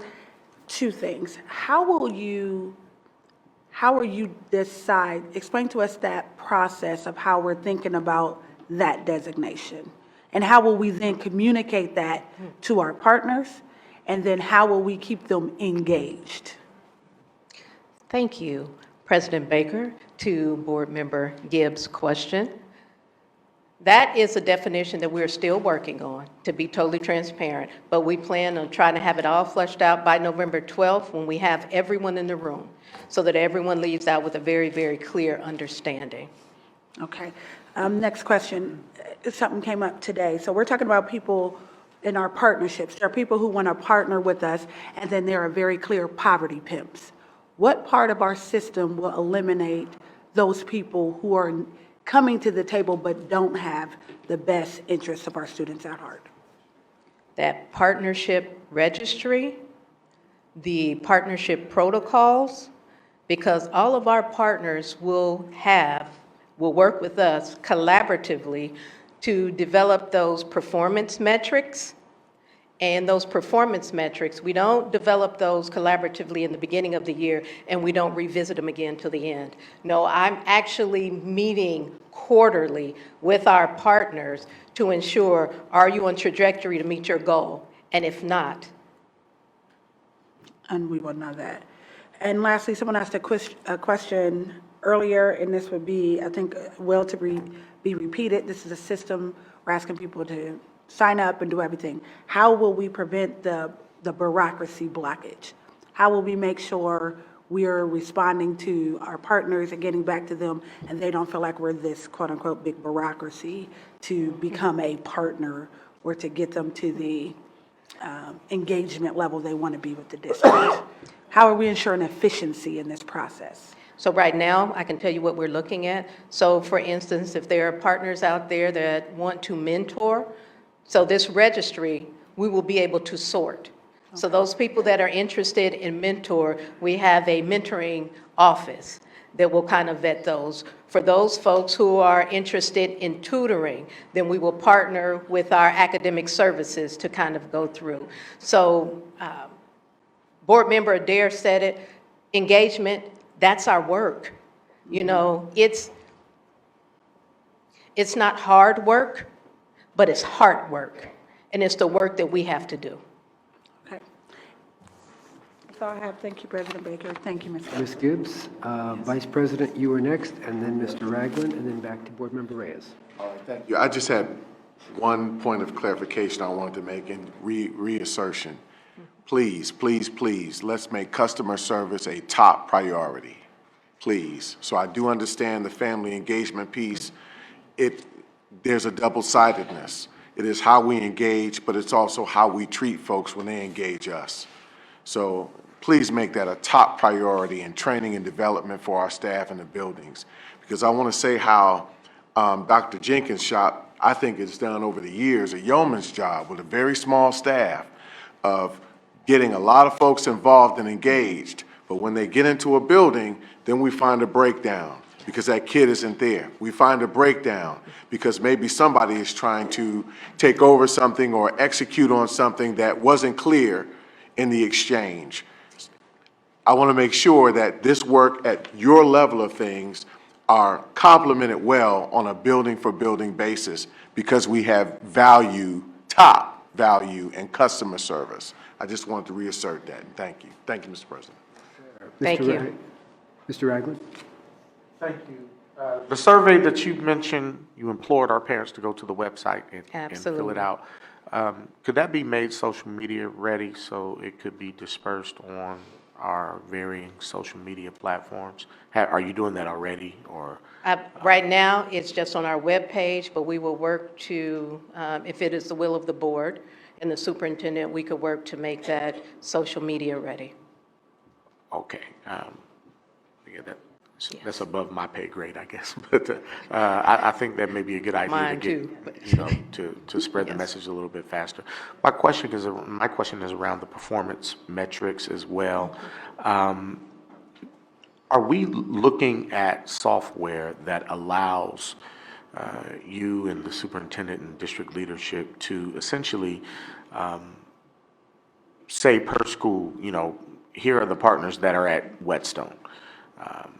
Here are all, 6 partners. Here are the students that they are working with.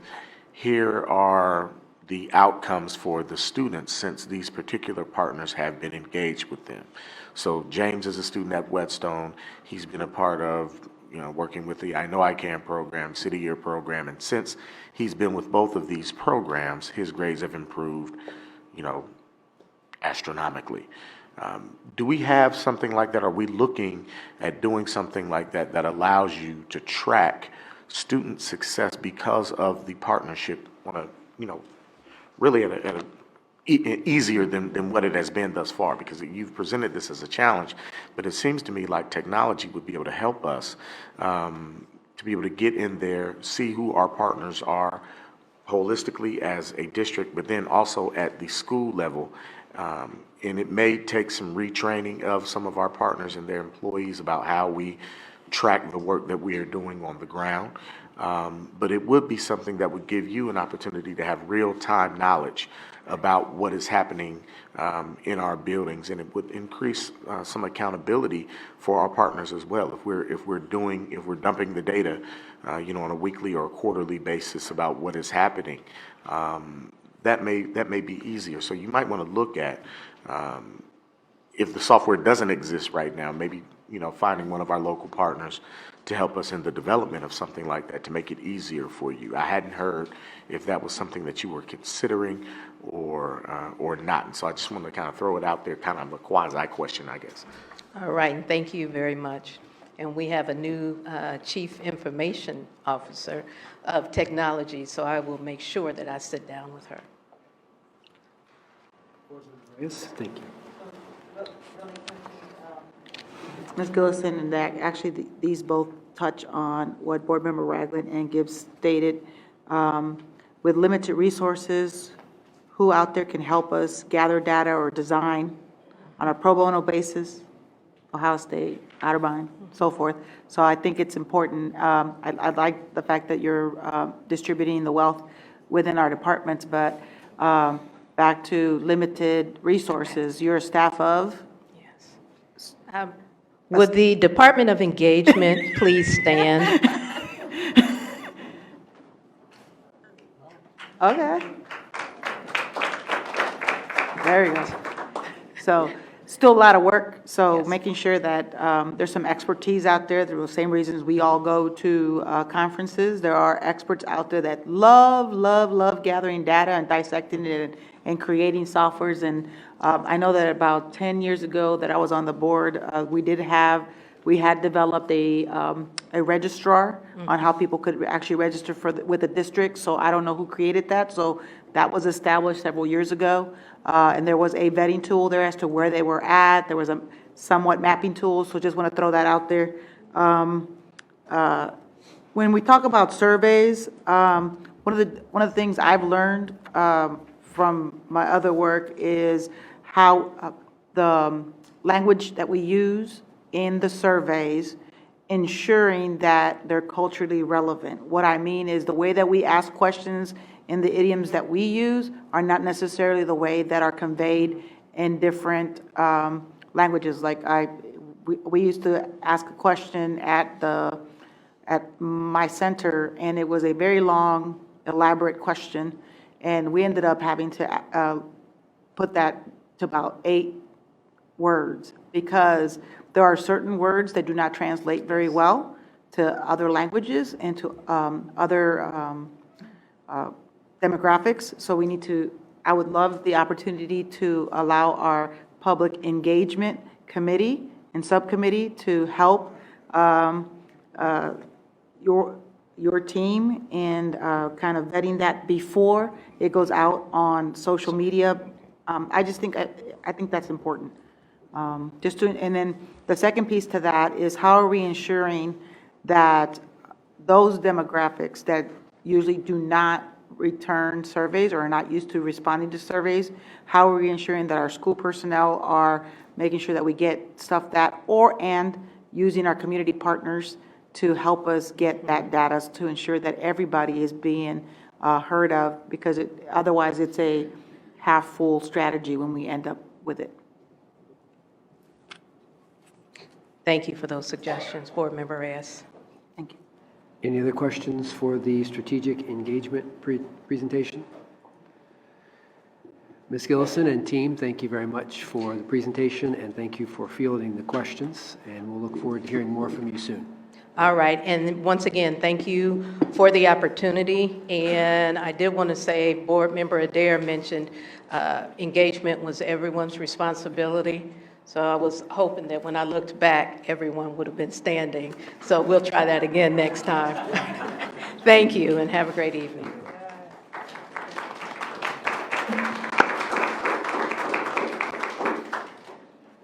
Madam Superintendent? So, thank you. So next we have Peggy Cleary, and Peggy is going to update us on our career and technical education program and how well our students are doing in those partnerships with those programs.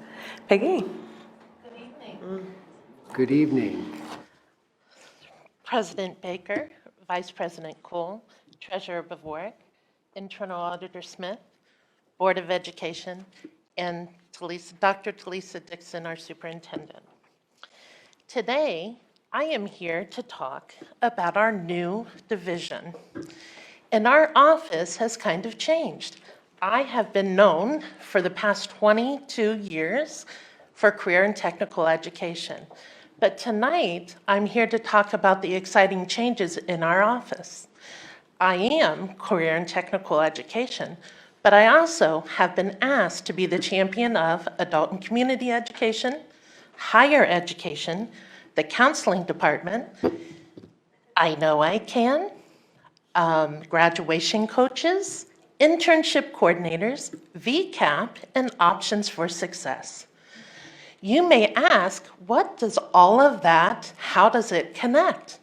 Well, we're actually redefining education and looking at our third goal of graduation. So all of those departments equal to how we are getting our students across the stage. Let's start with the counseling department. I want to begin by a shout out to Kate Webster, who has who has put together a state-of-the-art website that talks about everything about graduation.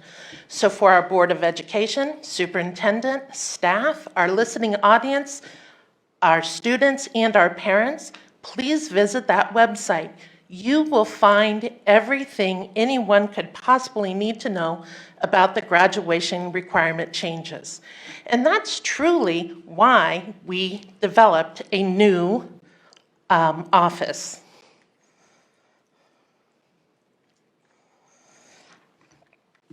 So, why did we do that? Graduating from Ohio high schools has become completely complicated. Students in the classes of 2020 to 2023 have 3 different ways to graduate. And in all honesty, the class of 2020 has 2 additional options over and above the 3 that all the other students are privy to. By having one office, we are posed to ensure that every student has a graduation pathway and a plan for future success, whether it be college, career, or the military.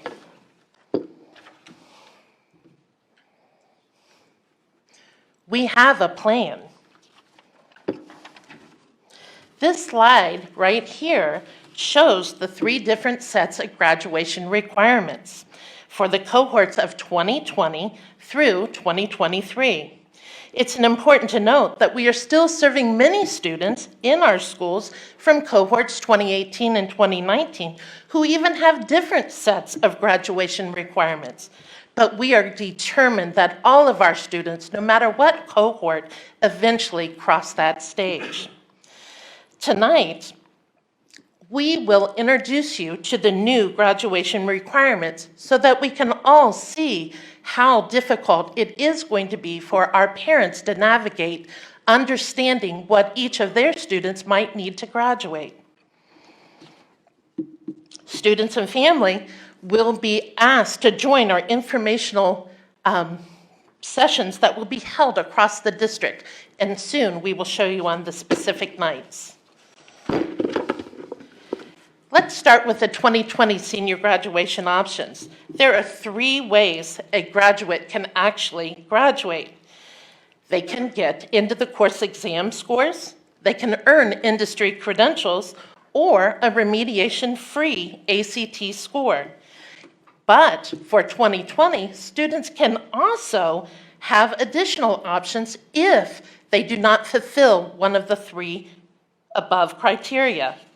Let's dive into that a bit deeper. The very first graduation pathway is that you need to pass your 7 into the course exams. You have to have a minimum of 4 points in math, 4 points in English, and 6 points across science and social studies, and an additional 4 points that can be selected from any of the content area. The state calls this flexibility. The graduation option gives the students flexibility in accumulating the 18 points. A high score in one test area can balance a low score on another test. That's pathway 1. Pathway 2 involves industry credentials. In this particular pathway, you can earn a 12-point industry credential, and you need to pass the WorkKeys exam with the score of a 14.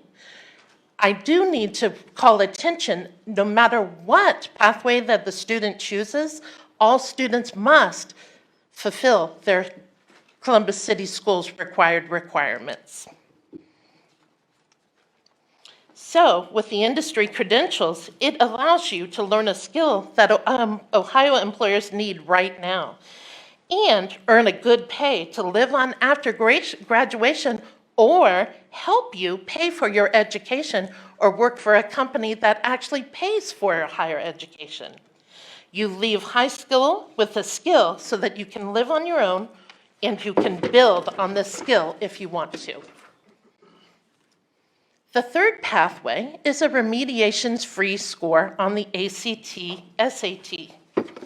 This slide indicates the remediation-free scores. It's a base subscore in English language arts and math, which demonstrates that the students will not need to take remediation coursework in college. All of you, when students are in the 11th grade, you can take the ACT. We are offering it on February 24th to our juniors. Students can retake the ACT on their own during any national administration and may qualify for fee waivers. Families do have to complete the instructional fee waiver form to qualify. Our district, again, will have that ACT administered to all juniors on February 24th.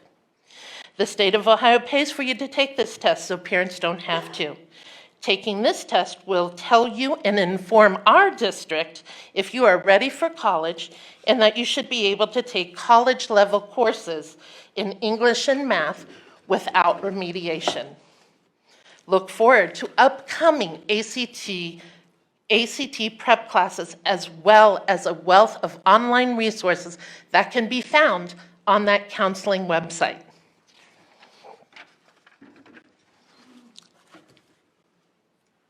Lucky for the class of 2020, if they are unable to fulfill option 1, option 2, or option 3, they are allowed to pick two of the following list to complete their graduation pathway. You must take all of your end of the course exams, and if you receive a score of a 1 or 2 in a math, you must retake those tests. After that, you have to meet 2 of the following options: a 2.5 grade point average, complete a capstone project, you have to work 120 additional internship credit hours, earn a 3 in a college credit plus credit at any time during your high school, earn credit for an advanced placement or an IB, earn a WorkKey score of a 3 for each test. For this, the students only need a combination score of a 9 on the WorkKeys. You can earn an industry-approved credential that equals to a 3-point credential. So this option is a little bit less than the number 3 option, because a 3-point credential is not the 12-point that is in option 3. A 3-point credential for the listening viewers would be something like Microsoft Word. It's an industry exam that is accepted through any pathway. A 12-point credential would be something, a state-tested nursing assistant. It's a much longer course. It takes many more skills to be able to sit and take that exam. Our students can also earn one of those credits through the Ohio Means Jobs Readiness Seal. Let's go back to those industry credential options. If you're trying to get the 12-point, we are very excited that every high school now has the ability for students to earn a 12-point credential. It can be, you take 4 different tests. It could be PowerPoint, Word, Excel, and Outlook. Each test is worth 3 points. Completing one part of the MOS certification would meet one of the options under the additional 2 pathways. However, if you're trying to reach option 3 for a 12-point credential, you would have to pass all 4 of the industry credential tests. To help students prepare for these tests, our office has bought the G-Metrix online curriculum software, so that it is a predictor test, and it'll tell you exactly where you need to do better in order to be able to achieve proficient on the exam. In addition, many of the career technical education courses at the career centers and at the local high schools have 12-point industry credentials embedded in their programs. To make life even more exciting, the class of 2020 are also able to use the permanent graduation requirements.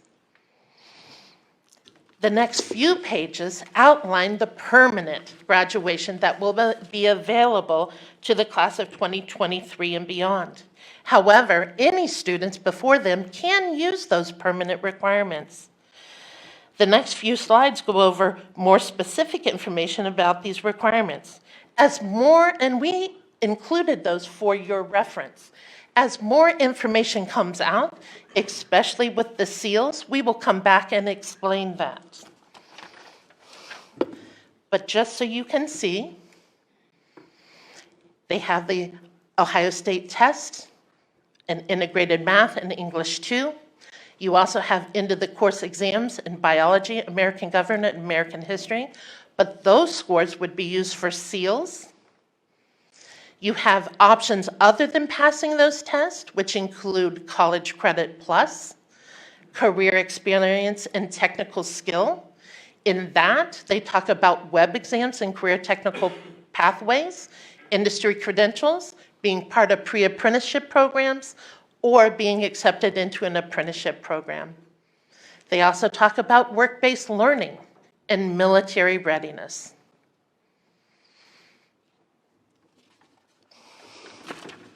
Competency, if the students do not earn those end of the course in math and English, they need to demonstrate competencies in other ways that we talked about. And then we have the SEALs. The SEALs, there are state-defined SEALs and there's locally defined SEALs. As you can see, as part of those permanent graduation requirements, CCS is way ahead of the game. We've already developed our locally defined SEALs and have presented them to the Ohio 8. The 3 SEALs are in community service, fine and performing arts, and student engagement. Even the state was pleased that Columbus City was front and center to have our SEALs done first. You will learn more about the SEALs in the upcoming board meetings when they are introduced to you. So what is the plan? Here's the plan. We are having tentative regional graduation requirement meetings for all parents, all throughout the month of December. Here is a tentative assignment. December 4th is Northland. December 5th is West High School. 10th is Walnut Ridge High School. I'm sorry about that. December 11th, we have an open house at both career centers with a bus going back from each at both Columbus Downtown High School and Fort Hays Career Center. On December 12th, we'll be at East High School. December 16th, Centennial High School. But round 2, we're going to do the same thing again in February. Somebody might ask, why February? Well, it's mid-second week in February where our students get their end of the course exam scores back. Sometimes they don't believe they're not going to be successful until they get those scores. So we are going back out and working with Alicia Gillison's Department of Engagement to go out to make sure that not only the parents, the students, the community understand how we can make our students successful, especially for the class of 2020, because there's a way to pass the graduation. We can get across that stage. We also have plans for College Credit Plus district meetings. Centennial is November 21st, January 9th is Eastmoor Academy, and January 22nd is Otterbein University. Students in grades 6 through 11 who come and are considering College Credit Plus courses next year need to attend and fill out their letter of intent by April 1st.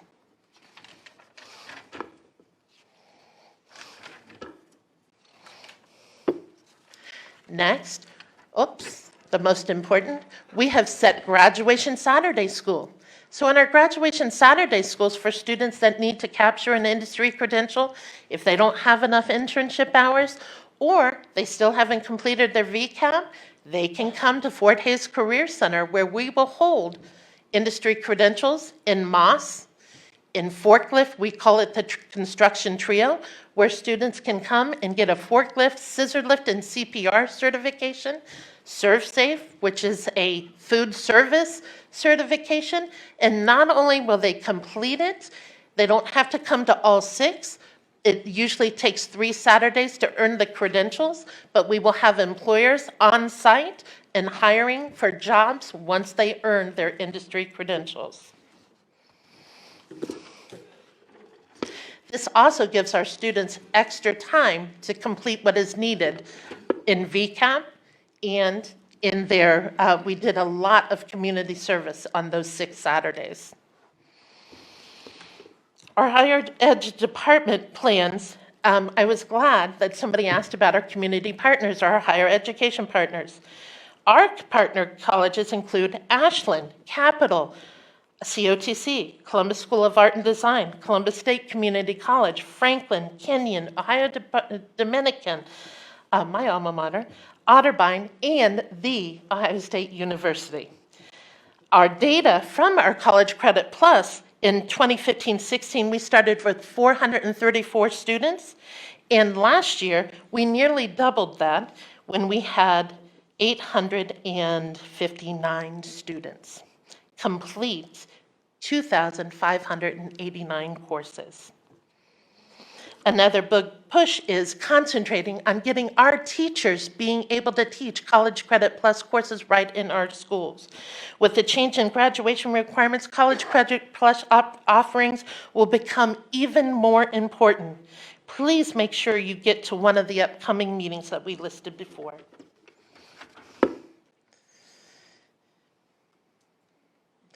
Another shout out is November's Career and Technical Month. Fort Hays and Columbus Downtown have visitors every day in November. It's time for the 10th graders to come and see what's happening in the Career Centers. Remember that the Career Center programs are going to be embedded with 12-point credentials that will help for those graduation requirements. Next year, we won't have the 2 extra 3-point credentials or the extra just 1 class of College Credit Plus. So the Career Center is a very viable option, but not only the Career Centers, we know that students sometimes don't want to leave their school, so we're redefining education and career technical education in every high school. We're developing pathways for every single high school. We are creating course equity in every single region in Columbus City Schools. We're expanding course offerings in high schools, digital, blended, and open campus. We're continuing to do quality reviews on our career technical education programs and making sure that they are viable and they lead to high-paying jobs. We are transitioning to articulated credit into transcripted credit. We're increasing teachers that hold credentials. We're advocating for semester courses so that students can earn credits more efficiently. And don't forget to visit the brand new developed counseling website. There's more information on there, especially for the listening public, to get those answers. We're increasing the credentialing opportunities of off-track seniors. We're hiring graduation coaches for those particular students that need the extra help. We are holding strategic parent community meetings, implementing our district seals, ongoing collaboration with college partners to promote college pathways. We're redesigning summer school to include industry credentials and middle school career exploration. We're working with accountability on graduation dashboard and to have graduation planners on student and parent portals. And we are doing intensive professional development to make sure that our students are getting the best possible education. So I know you thought you were going to hear about career and technical education, but that's one piece of graduation. We have a brand new office that is really trying to work together to make sure that people understand that career technical education doesn't only mean technical skill and careers, it means college. Our students are graduating at a 14% higher average in Columbus City Schools if they were attached to a career and education program. So please support our new office. And I would like anyone in our office to please stand up. There are some here. We have Tanya McClanahan with higher education, Kate Webster, Jimmy, and Bill Mitchell with our counseling. And last but not least, our adult and community education wanted to be part of this, and they have now a scholarship for a graduating senior to go to our School of Practical Nursing right here in Columbus City Schools. Free tuition. It's a one-year program where after 1 year, they can sit for their licensed practical exam. So working together, I Know I Can, counseling, adult ed, career tech, graduation coaches, internship coordinators, all working for a common goal of graduating every single one of our students. Thank you for your time.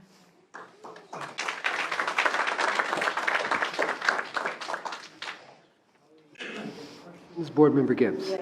Thank you so much. Thank you for that presentation, Peggy. I'm going to ask the question I think that everyone is thinking, and we're all here, we're very smart, but how do you simplify that for parents? How do you boil that down so that average parent can understand it? What are we doing to get that information condensed so that me, parent of a teenager, right, can use that? Me, parent of a sophomore, not just a senior, but how can a sophomore parent, freshman parent, get that information that's accessible? So, Board President Baker to Board Member Gibbs, great question, and I'm thrilled that you asked that question. That was the first and foremost reason for that counseling website, so that you can go in. It is divided into cohorts. So if you know that you have a sophomore, you can go right on and it will take you right to the link for that. But at our community meetings, we are going to have people that will specifically talk to each cohort so that they can understand. This is such a complex graduation. Even people that are coming in from Dr. Ocasio's coming from a different town, my new boss, and we sat down and looked at it. It is very complicated. I have to sit and really think it out. So we're trying to make the message simple, but the best thing right now that I can say is going and doing their information search. Go to that website. We've tried to make it as easy as possible. We've outlined, defined, and there's answers right there. So let me also let me ask this, because we operate with knowledge of one part of our district, but our strategies are on a different side. If we have families who can't keep the lights on, the internet isn't on, how are we getting this information to parents that aren't going to the website or don't have access to? Another great question. So we actually have meetings, one-on-one meetings, at least once a year with the students to go over that graduation planner and sit with the student and identify. We've had conversation with Alicia and her department where they want to have graduation planners that are magnets that will go on to the refrigerator. We're actually looking to see if that could be done for each cohort so that it's something that somebody can see. Another thing is we have this parent portal, and I know a lot of our parents might not have computers, but we are victims of that cell phone, right? So all of our stuff that we're trying not only to have it on a computer, but that can go right to the student and parent portal so that there'll be information to be able to say, this is where your child's at, and this is what they still need to be proficient and to be able to graduate. So we have a group of people that we've brought together to kind of try to answer some of those questions. And that's why we wanted to bring it to you tonight, so that you all could wrap your brains around this complexity of what our graduating seniors are going to be up against, and every student that is actually in high school and even middle school. Okay. You got a tag team partner, you trying to tag in? I wanted to tag in. President Baker, just a quick tag in. We have an event coming up called Amp It Up, and it is with Impact for Community Action, where families will actually come to West High School to sign up for HEAP. And during that time, we're going to have sessions on graduation, graduation requirements. So while we have the parents coming in to actually get on the computers in the event they don't have computers and internet at home, then working with Peggy and her team, we'll make sure that they get that information. Once we get them in the building, they're ours. So we can make sure they get that. Let me ask a question too. So a lot of this is we're hosting. Are we providing transportation for families to come to these events? Not the ones at school, but the ones on a Saturday? If we know transportation is a barrier for some of our families, how are they going to get to us? The kids can stay after school, but how are we, for the Saturday academies, have we thought about how do we get families there? So for the Saturday, and that's great, another option for the parents to be able to come on Saturday. Or the And students? For students, it is what it was for last year. But interestingly enough, the parents would come. And we actually had parents ask if they could stay and get the credentials. And we actually provided that for a couple of them because they stayed, right? But the students were all given, if they needed a bus pass, they were each provided a COTA bus pass so that they got there, so that we tried to take away the barrier of transportation.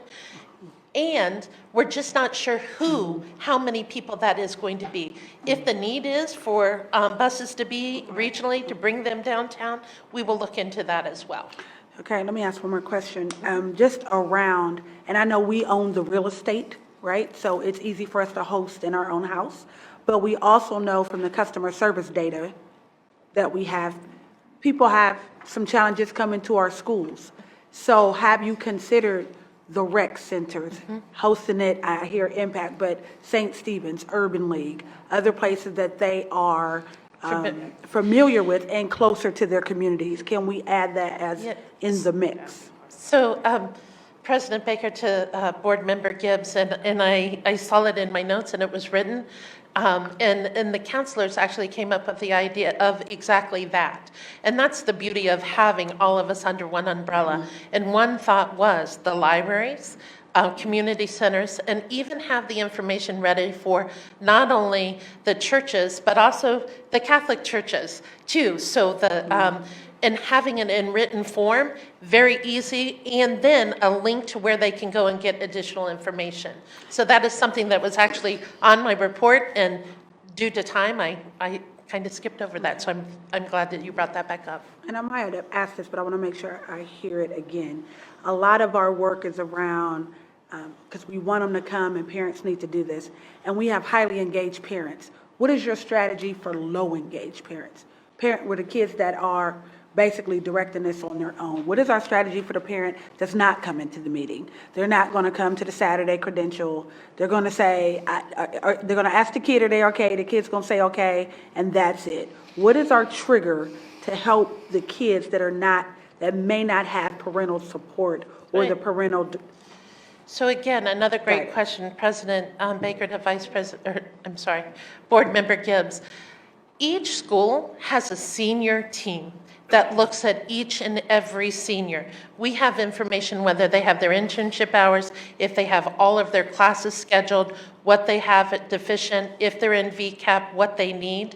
And we look at that data and make sure, and then it's all hands-on. Those teams are the principals, the vice principals, your senior counselors, your I Know I Can representatives, because they do, they help with that as well. We have our internship coordinators, our graduation coaches, and for those specific kids that we are most worried about that don't have that wraparound support is where the graduation coaches come in, and we assign them to the students that we know we haven't seen or had contact with those parents, regardless of how many times that they had tried.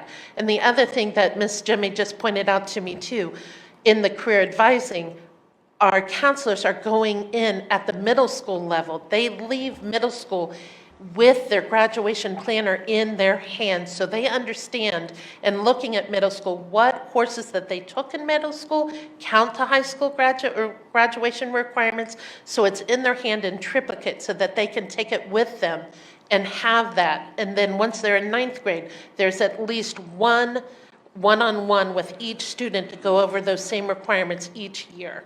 It's never enough, but that's what we have in place right now. Because you have a senior team, but where is that freshman, sophomore team? Or do we just throw all of this at senior year? No. Like, where is that sophomore benchmark and where is that junior benchmark? Where do the counselors, what triggers the flag for the counselors to start freshman, sophomore, junior? Because senior year is late. President Baker to Board Member Gibbs, all cohorts have that same wraparound services, but I thought you were specifically asking for those senior students to make sure that they were graduation ready.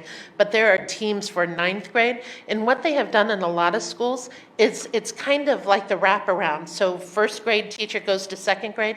Now the counselors are divided where they're following their students in some schools. Some of the schools are doing A to D, so they have the same counselor throughout their entire 4 years. So then they have that time to create those relationships. But then each, especially at the high school, you have a ninth grade administrator, 10th grade administrator. You have the counselor, same internship coordinator. So they do travel. There's a more intensive look to make sure that nothing is dropped at that senior year so that they all can make it over to that graduation stage. Thank you for that. I'm going to just offer to you as I yield my time, is that with our student mobility, that's great until you move to your second or third school, right? So your middle school jacket could have 3 schools in it, and your high school jacket could have two schools in it. So if you're A to Z in this school and you're a different way, I would just offer that you look at it from a student mobility and transition standpoint, so that if a student doesn't have a straight path up and down, how do we have those teams that catch them? The second one is that I know we do business the way it works for us, But for families that are busy on Saturdays, Seventh-day Adventists, Jewish families, Saturdays don't work. And so Sundays might have to end up in our rotation. I know they might not happen, but Sundays is Saturday for a big part of our community, and it's less crowded for our highly engaged students, right? For their leadership, their Saturday sports. So to consider some type of alternate day programming that will catch another set of students.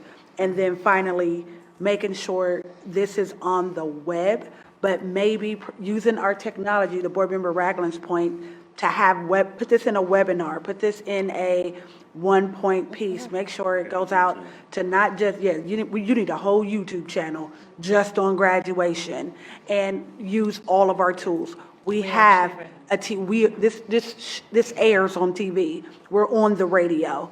We can go to faith-based, you can go to the barbershops, but for as complex as this is, you're going to need to use every outlet as a year-long strategy. So just doing it in February, I don't think works, and crashing the schedule senior year, I don't think produces the best college and career-ready students, because they have crammed, but we don't know if they've mastered. And we know it's mastery by a test, but what we heard today about soft skills and making sure they have time to get it. We're going to get everybody across, so I applaud everybody.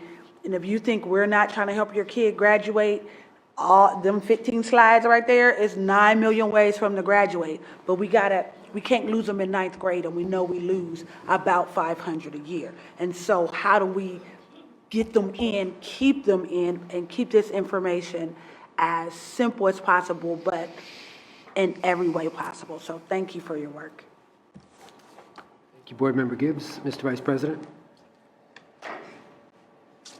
All right, any other questions or comments on the presentation? Thank you very much, Peggy Thank you. Cleary-Potts. Thank you very much, and your entire team. Madam Superintendent? Yeah, thank you.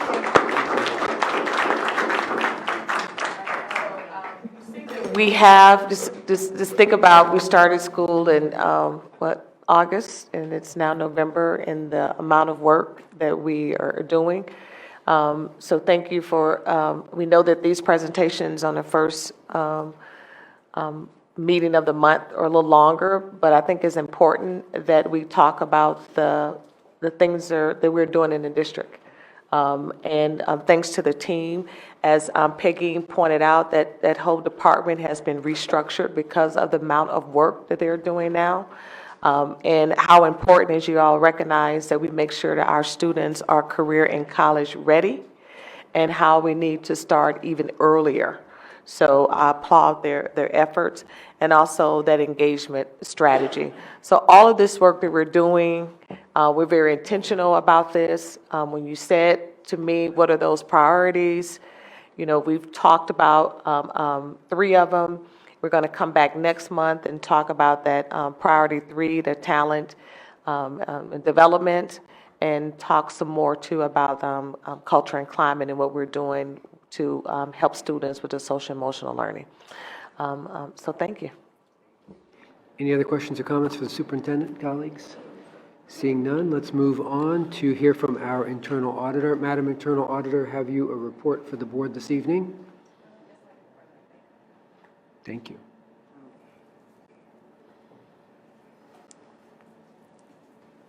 All right, we'll get it. Okay, but there's nothing to look at right now for this part, just listen. Okay, President Baker, Vice President Coe, members of the Board of Education. At the October 24th, 2019 Audit and Accountability meeting, the committee voted to release 4 reports. The first report was on investment management. That report resulted in 9 recommendations. 2 of the recommendations were rated as high and related to governance issues. The other 7 recommendations were rated as moderate risk and involved also governance issues, risk and compliance. We have received corrective action plans for all of the recommendations, and at a later date, we will be doing a follow-up to report back to the board as far as the effectiveness of the corrective action plans. The second report was a report on grants management that resulted in 3 recommendations, one of which was rated as high, and the two others were rated as, two recommendations were rated, one is moderate and one is low risk. And once again, we will do a follow-up, come back to the board, and report on the effectiveness of the corrective action plan. The other two reports were follow-up reports. One was on a textbook accountability, and the original report was released in June of 2017. Management is to be commended for the implementation of inventory software that has enabled the warehouse supervisor to know what unused textbooks are available at each school. So as requests are received, rather than purchase additional books, supervisor knows exactly where the books can be found within the district. He deploys people to go and pick the books up from school A and deliver them to school B, saving us a nice amount of money. The final report that was released was the follow-up on the district use of CODA bus passes. The original report was released in April of 2018. The original report contained 22 corrective action plans, and this follow-up noted that 16 of them had been successfully implemented. Once again, at a later date, we will go back in and do an additional follow-up to see where we stand on the open items, and hopefully we'll be able to report to the board that all issues have been remediated and be able to close out those reports. The reports have been forwarded to the board and are on the district website for review. The next item, which now we'll pay attention to the slides, is the OIA dashboard report.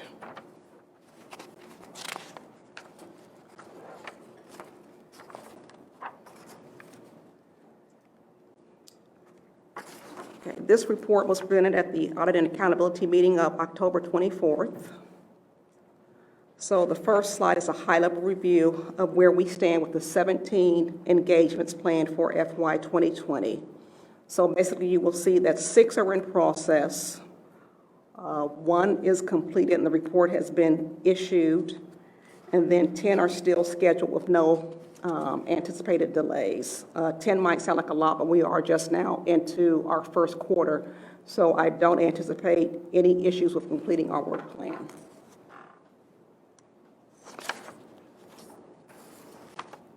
The next slide gives you more specific information if you just want to kind of see, where do we stand with the specific engagement name and the specific engagement status. So if you're interested in where we stand on, let's just say, the revenue and accounts receivable audit, you can see we are in the process of doing field work. And every engagement gives you that type of detail.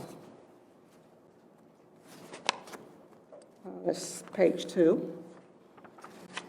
Next are the status of projects that we have going on in the department. The first item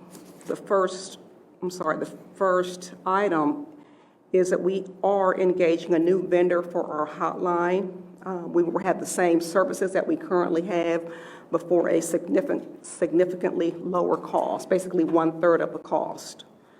We are working on a communication strategy. All staff will be aware of what the website is, what the vendor number is. We will be having flyers going out into schools, and we'll also be delivering some schools, just because we don't get out to the schools that often, so it'll be kind of a nice touch to go out, explain what's going on, and answer any questions while we're out there on site.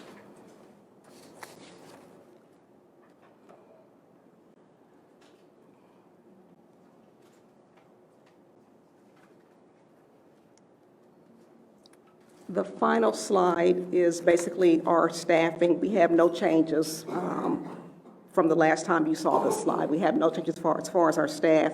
We have no changes as far as our budget.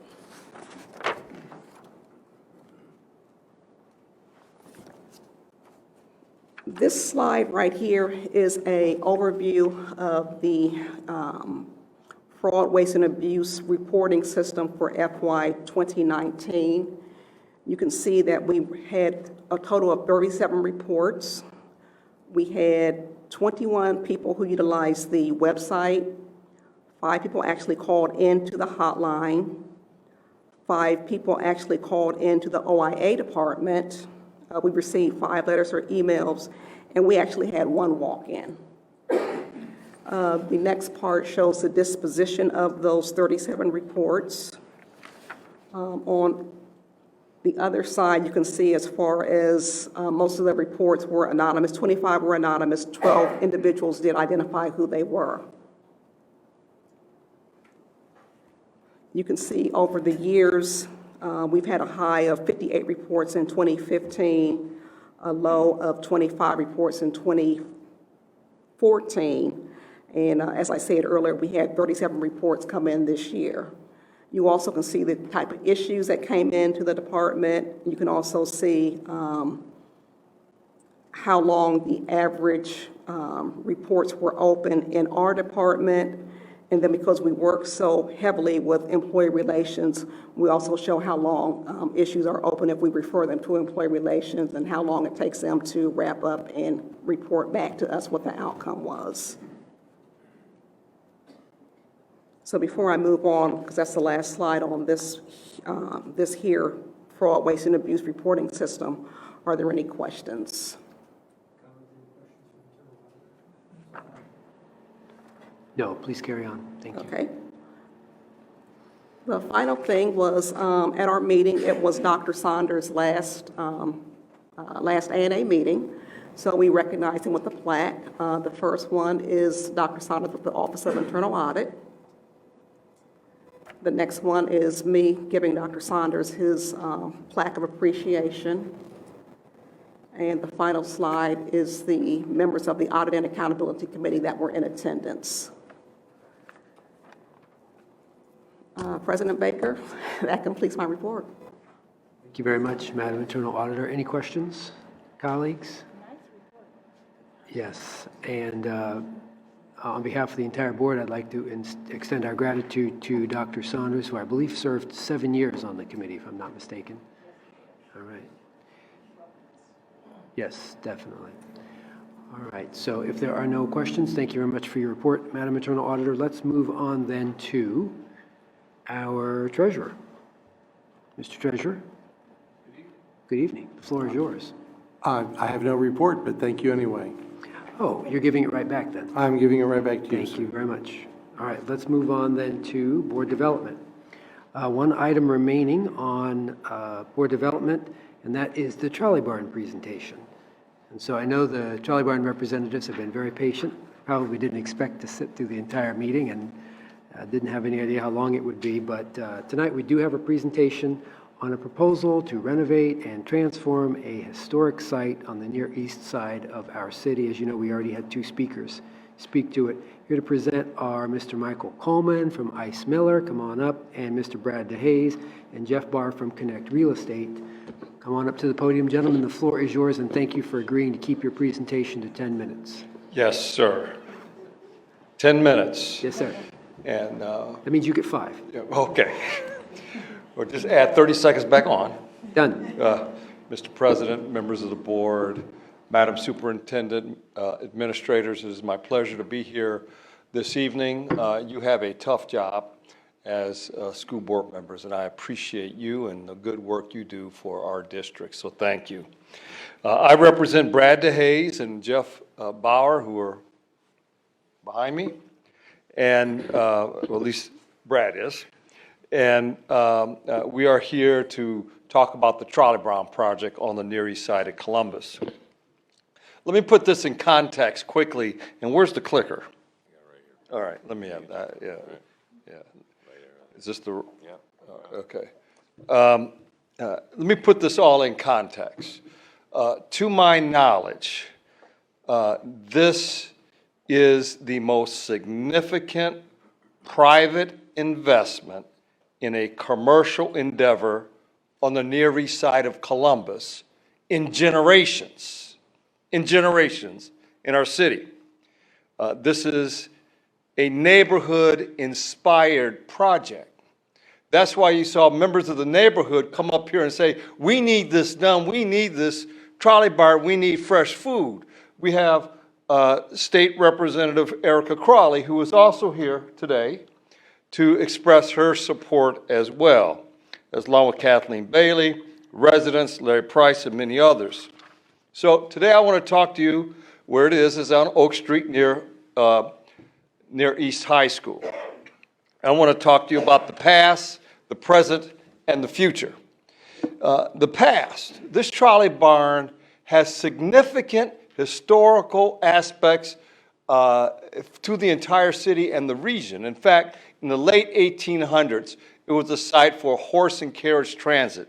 Then in the 1900s, it was an electric trolley barn transit provider. It went all the way to Zanesville, back in the day when there was, in fact, trolleys in the city of Columbus. Can you imagine that? We once had trolleys throughout our city all the way to Zanesville.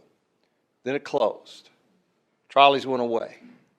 So the last 60 years at this site, it was reduced to a brownfield, environmentally hazardous site, and been a problem for this neighborhood for a long time. So today, that was the past, today. It's a site that is blighted. Residents are tired of it. It's a food desert, environmental hazards. Larry Price told you about just the crime he saw coming out of that site. He told me about the time, and you tell me if I'm right, Larry, when he saw a stop sign right on the corner with bullet holes in the stop sign, right in this neighborhood. It's been a neglected neighborhood landmark for decades, negatively impacting the property values of the residents, basically uniquely undevelopable because of the environmental hazards, all the issues related to restoring an historic building. And finally, and very importantly to you, produces no tax revenue for this district and has no benefit to the children and families of the city of Columbus and this district. This is the site today. That's what it looks like. Horrible, disgusting, and should not be allowed in any neighborhood, much less the Near East Side. So this is a great neighborhood. It really is. Great people live in this neighborhood. You know many of them anyway already. You know how wonderful the folks that live here are. But in this neighborhood, it has a higher rate of health disparity and economic disparity than the city of Columbus, anywhere else, the state of Ohio, and the United States of America in this very neighborhood. So let me talk about the future. The future is to transform this site from a drag on the neighborhood to an asset of the neighborhood, bringing back this important historical landmark, elimination of a food desert, providing healthy foods to the families of this neighborhood and to the children that go to Columbus Public Schools. Revitalize a blight in the community, fulfilling an entire destiny of a neighborhood that talked about for a long time, we need fresh food in our neighborhood. And it also transforms into a community asset. And importantly, it generates revenue as a result of this development to Columbus City Schools. Finally, it advances the mission of CCS. And I heard part of that mission today about overlapping spheres of influence. One sphere being the schools, the second sphere being homes, and the third sphere being the community. And there's an overlapping connectivity, and I think the word was used, convergence. Brilliant presentation. That's what this turns out to be. Now here's the development, this historic Trolley Brown development. Fresh food market, office space, restaurant space, and parking. It'll have 19 fresh food stalls, one stall to be dedicated to CCS. A business incubator, much of it is a business incubator for minority business and startup business that want to provide fresh food. Public space, a farmer's market, high-speed Wi-Fi laptop stations, and healthy cooking classes. This is what it looks like inside. That's how it plans to be looked. You see the kiosks, you see the stalls, and this is fresh food in a food desert in that community. Now, these are the school benefits from this effort. As a result of this development, we anticipate that over a period of 30 years, this will generate $3.9 million in new property taxes to the school district. We'll dedicate one market stall to the school district at a value of $200,000, $300,000. We'll dedicate space for coolers to the school district. We'll build out a 100 gigabyte per second high-speed internet capacity, which is the next generation of internet capacity to East High School and to the site as well. 2 mobile laptop stations and space, the public space that we'll have is rentable, and they will rent it, but not to the district, at no cost to the district. And the estimate is that that is about $2,000 per event, and I encourage the district to have meetings at this site in this neighborhood over time. Other community benefits, broader community benefits are, of course, we talked about the incubation space to minority businesses, nutritious food and affordable food options in a food desert, public meeting space, healthy cooking classes. The biggest one is to eliminate this community blight that people are tired of. They want to see this blight turn into something good for them. Preservation of historic district and historic area, the high speed, and the food choice. Now here's how it works. The DRD is a state creature. It's state requirements developed by state law. There are no DRDs in the city of Columbus. It's hard to get there, hard to qualify for a DRD. So it's never been used in the city. It's been used in other parts of the state infrequently. So the idea here is that the developer, Brad DeHaze, is going to pay 100% of the tax and the improvements on that site that are made by the developer. The developer is paying 100% of the tax. Without those improvements, there's no revenue. With the improvements, there is increased revenue, and the developer pays 100% of the taxes. The idea is also to share the revenue, because food markets are tough to survive in America. That's why you don't see too many of them. There's one in Columbus. It's called North Market. Really one of the best markets in our country is right here in the Short North area. But it too has been subsidized by the city, gets parking lot revenues. The Capitol, the roof and all the other things that require overtime are subsidized by the city. And so it's tough for these to survive. So we projected it, and the idea here is that 70% of the improved value of the tax is reinvested back into the food market over a period of 30 years. And 30% of the value goes directly to the district to do the things you need to do to improve education in Columbus. This is what it looks like. Nearly $4 million. The green is the nearly $4 million of new revenue to the district. This is revenue that you would not receive but for this food market. About $8.8 million being reinvested over 30 years into the food market. If you didn't do anything, the district gets $1 million over a 30-year period. That's not very much. So here's how it works. The developer is not deciding how these revenues are used. It's a 5-member committee established by the City of Columbus by state law to determine the use of those revenues to go back into the development. There's 3 big buckets of which the revenues can be used for.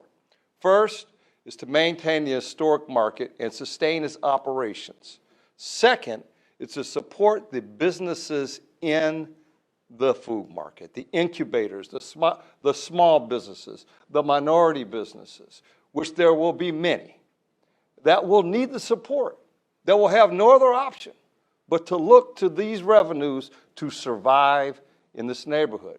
And then number 3, financing of public infrastructure to support the market. Those are the big buckets.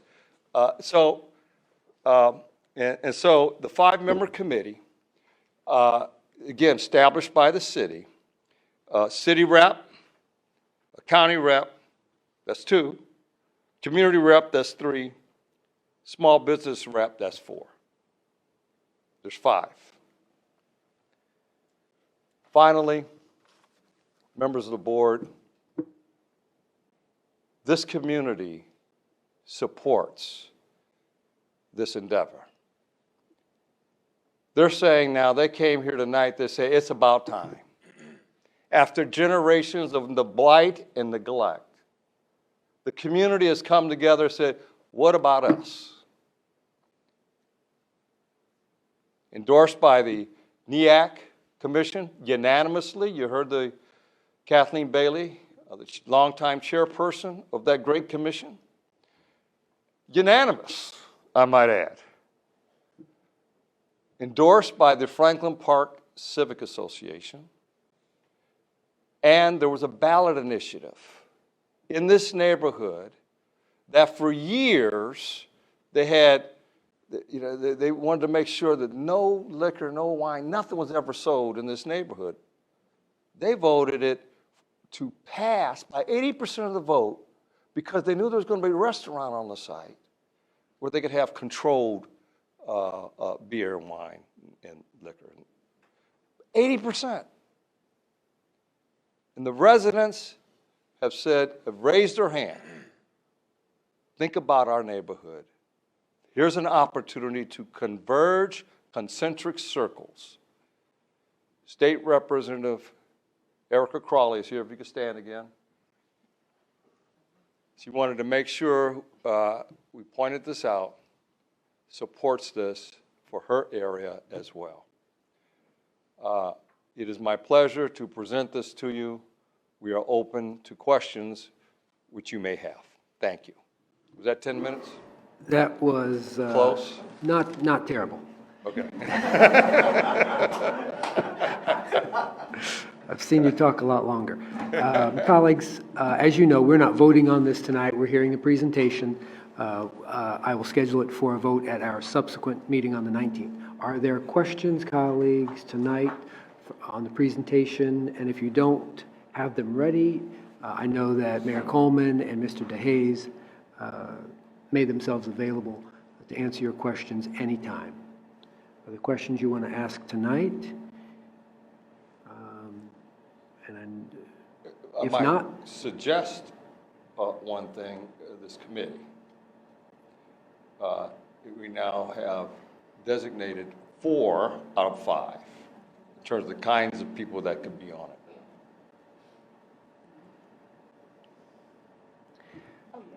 so it's already been suggested to the team that 5th seat be a representative of the school district.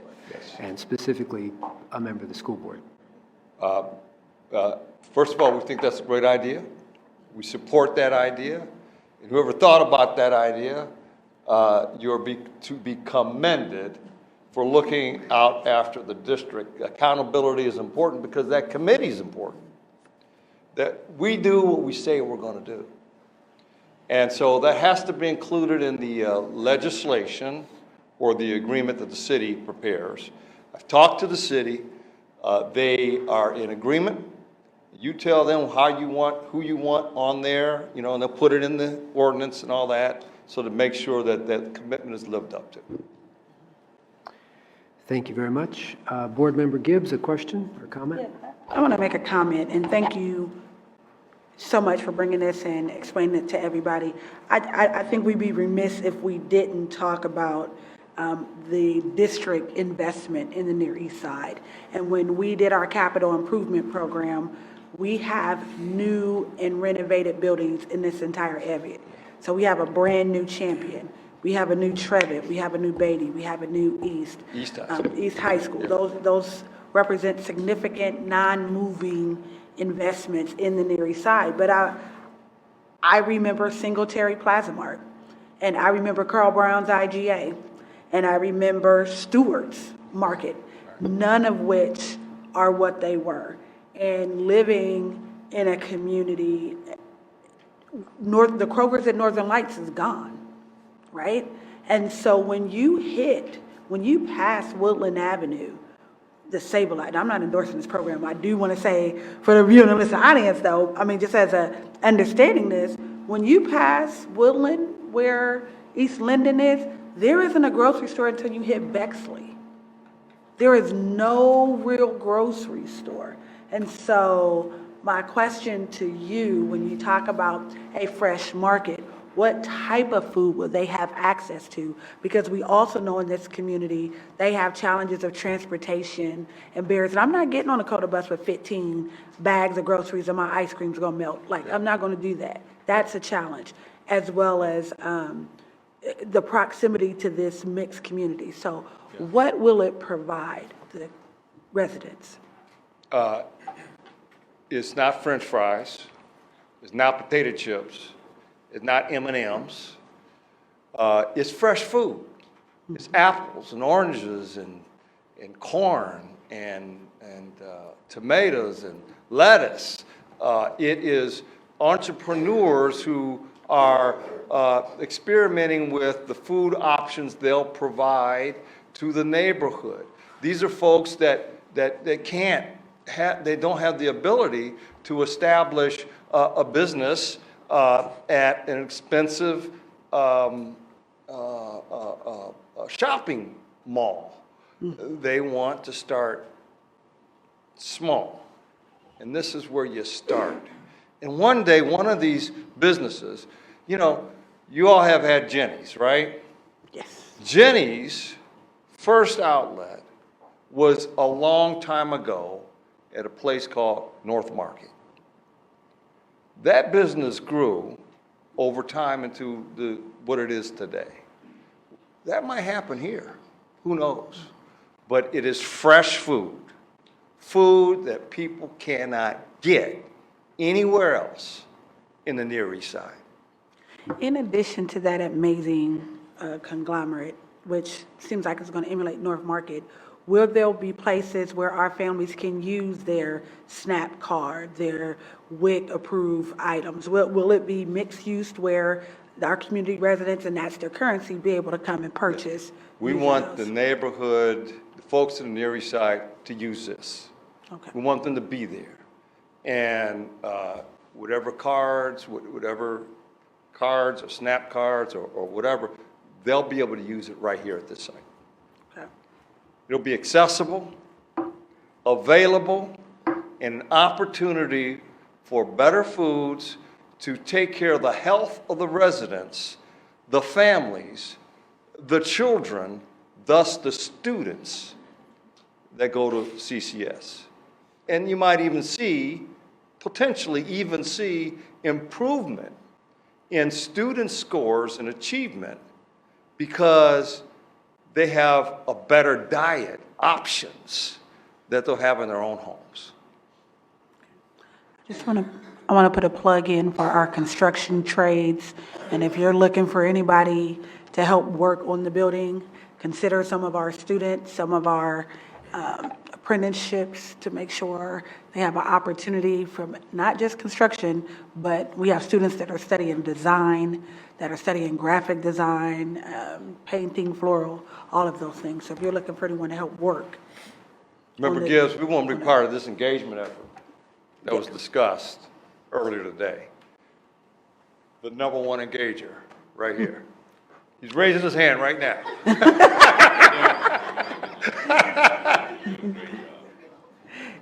Thank you very much. That I concludes just my volunteered. questions. Thank you. So we'll see, oh, Board Member Adair, you have one?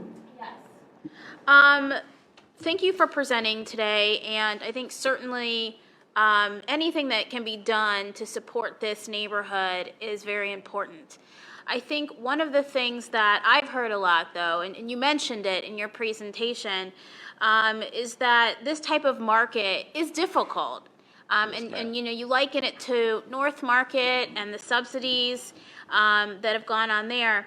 What happens if this doesn't work? What happens in that case if we get in to year 9 and it doesn't work? If this becomes a failure, it will become a failure because it's no longer a food market. The DRD lasts only as long as it's a food market during the 30 years. Any point that it does not, that it changes a use to something else, the DRD goes away.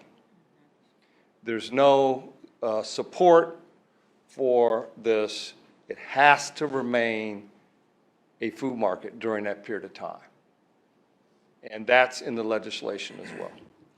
Or will be in the legislation. So then if it stops becoming a market and the DRD goes away and a new thing comes in, then we would get the regular taxes that would be Whatever the new thing is. whatever on that new thing. Yes, yes, ma'am.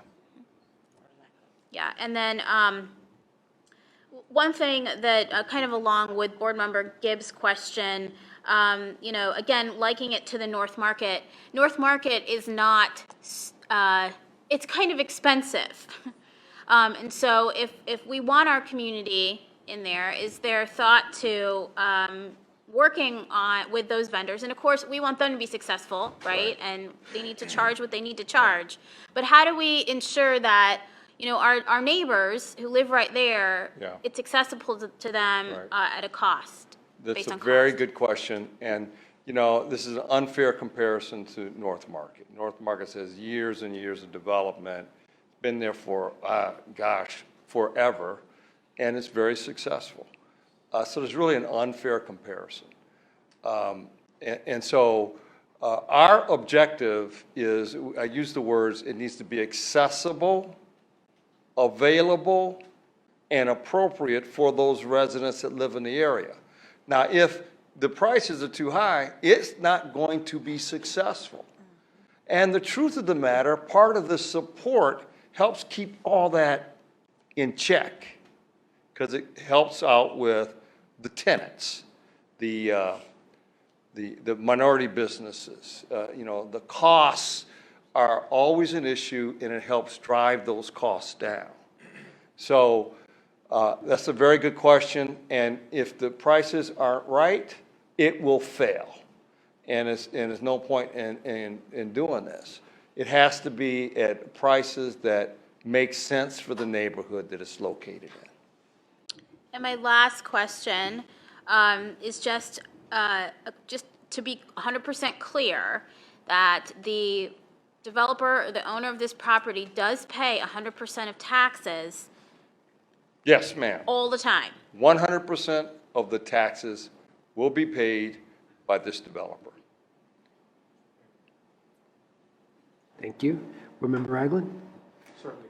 Could you talk a bit more about the housing component that's associated with this project? There's, was it 200 units? 102? 102 units right next door, of which you'll be developing, and there'll be a 20% set aside for affordable housing units. It is tax abated. But the idea was to make the housing such that it's not expensive housing. It's housing for teachers, for police officers, for those who want to live in the neighborhood at an affordable price. So there will be housing, and just east of there will be housing as well, right? You can talk more about the housing. He knows more about that. So On the housing that's going across the street, we're parking it all on site. So we got 102 apartments, and we're able to park all of them underneath. On the east side of the property, I worked with Ohio Capital Corporation for Housing. They are currently going to do a renovation of the affordable housing next door. I worked with Hal Keller and his team. They're actually a financing partner on this project on the Trolley District Market. So they're one of the groups that helped make this come to fruition. And one of the key components to it is their mission is affordable housing. So they own the apartment complex that's on the west side currently, and they bought the one that's on the east side, and they have an application at the Ohio Housing Finance Agency to do a renovation to maintain it as affordable housing. So, the work doing across the street, it is abated, but it's not abated because of an abatement I went and obtained. It's abated because it's in the CRA. The Trolley District property also is abated if I did apartments or if I did office. But the fact that the public, the community wants a public market, that actually then put us out of that space. So it was a cognizant choice on our part to give the community what they wanted and give up that abatement.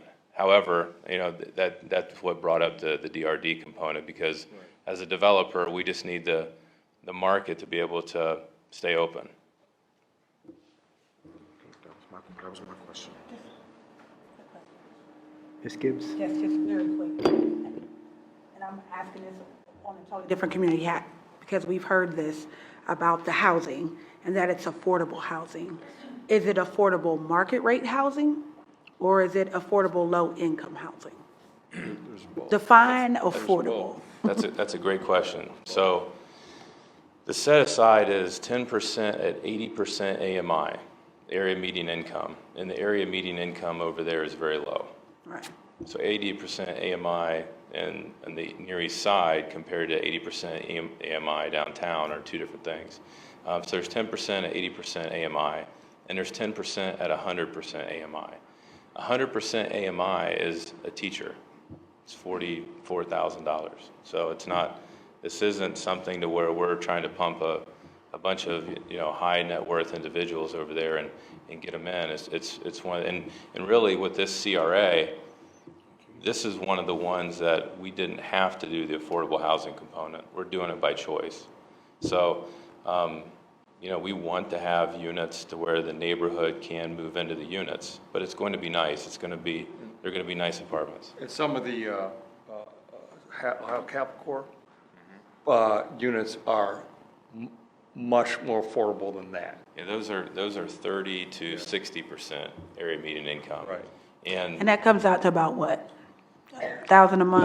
That's extreme poverty, 17,000 to 22,000 a year. But how much would, say, the monthly? So one bedroom would be $550 plus Yeah, utilities. you're talking. Okay. $550. So we're talking somewhere Utilities, between. $625, a two-bedroom. For the Ohio Capital Corporation for Housing, ones would be, $750 to $850. Yeah. I think that's understandable, because people may not understand AMI, PMI, but if you say it's between $550 a month to $800 a month. 80% AMI would be anywhere between, I want to say, $850 and $1,000, $850 and $1,050. So this isn't something that we can go and ask $1,700 a month for. It's just not. This is not a downtown product. Yeah. Yes. Thank you. We want to sell to this neighborhood. We want to be a part of this neighborhood. This neighborhood will make this successful. We have to make the neighborhood successful. So our plan is to have this before the board for a vote at our next meeting. Can you talk a little bit about your process, starting with, that next meeting? And then if you get the further approvals, I'm understanding that city council has to do some approval process. If you could talk a little bit about that. Yes. And then speak to the timeline, like how soon would this project be up and running, from beginning to completion, where we're literally doing some ribbon cutting? If you could talk about those two things for me, please. So the timeline, so there's two tracks here. There's a school district track, required by state law. Then there's a city council track required by state law. They got to work in unison.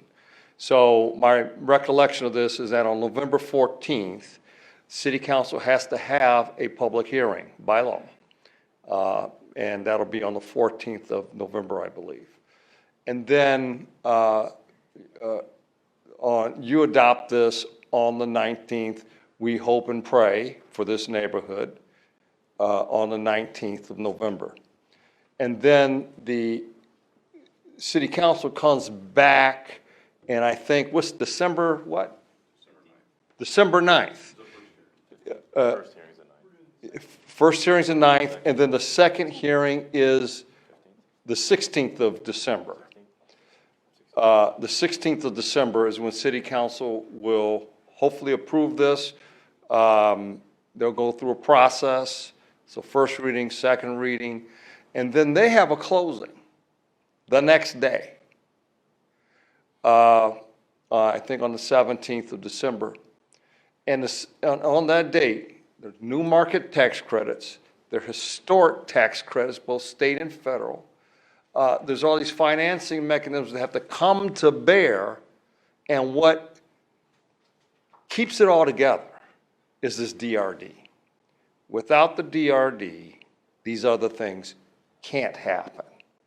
So this all kind of fit together in a financial puzzle that all closes on December 17th. So, Brad, I understand you want to start construction as soon as possible? Yes. After.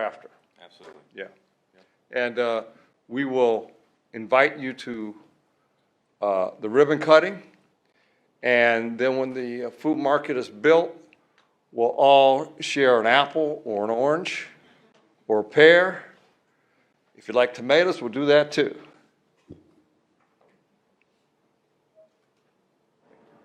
Board Member Adair? We started talking about the housing component. Yes. I just want to be clear on what it is we are considering for vote at our next meeting. For the market. I didn't raise the housing component because it's not part of what we need to do. The housing component is separate and distinct, although it's part of the development, same developer, but it has nothing to do with what we're trying to do with this food market. Thank you. All right, gentlemen, thank you very much for your presentation. We'll look forward to seeing you at our next meeting. Thank you very much. Appreciate your night. time. Thank you. Thank you.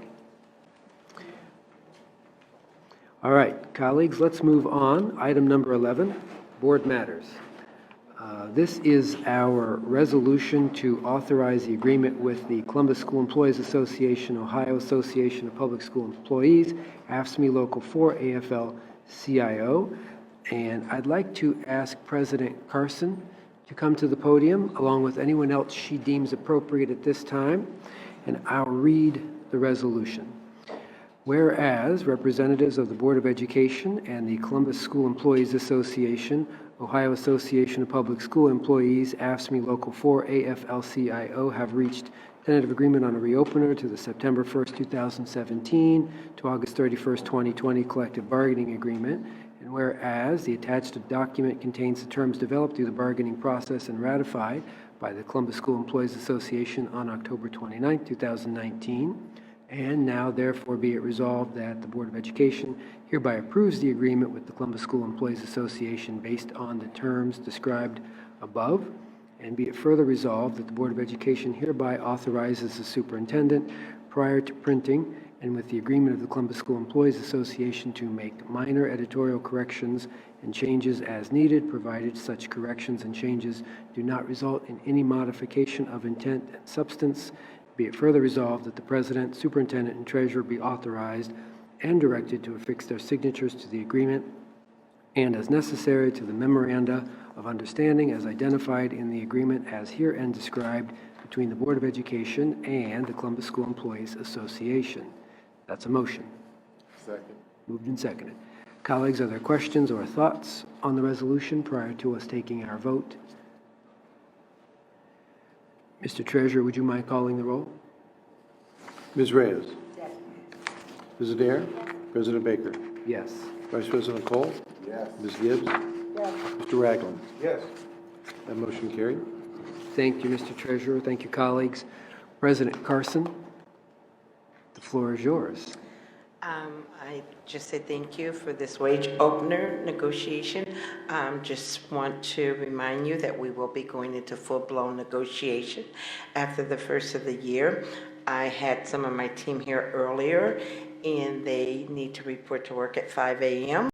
and 6 a.m., so I excused them to let them carry on and go home to get ready for work at 5 a.m.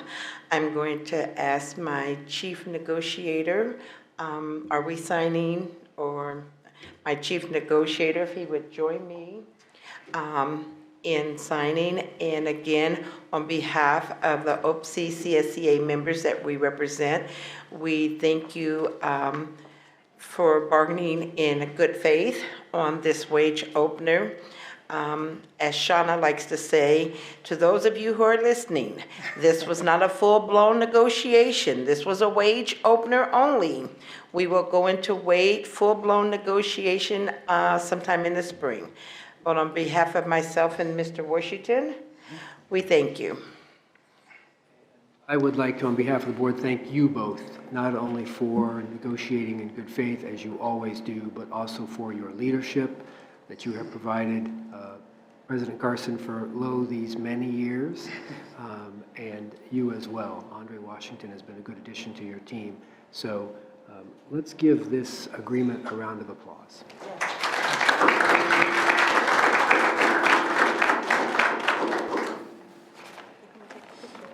And would you like to sign now?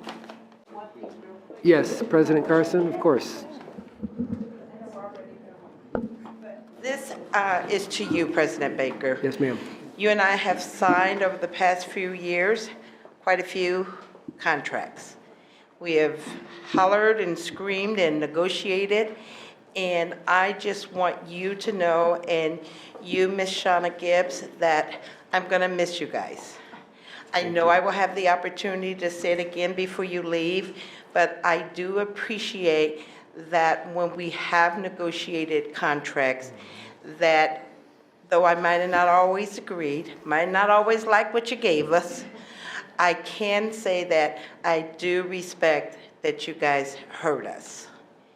And so that, sir and madam, I'm truly going to miss. So on behalf of the members, I stand here tonight saying thank you for your leadership.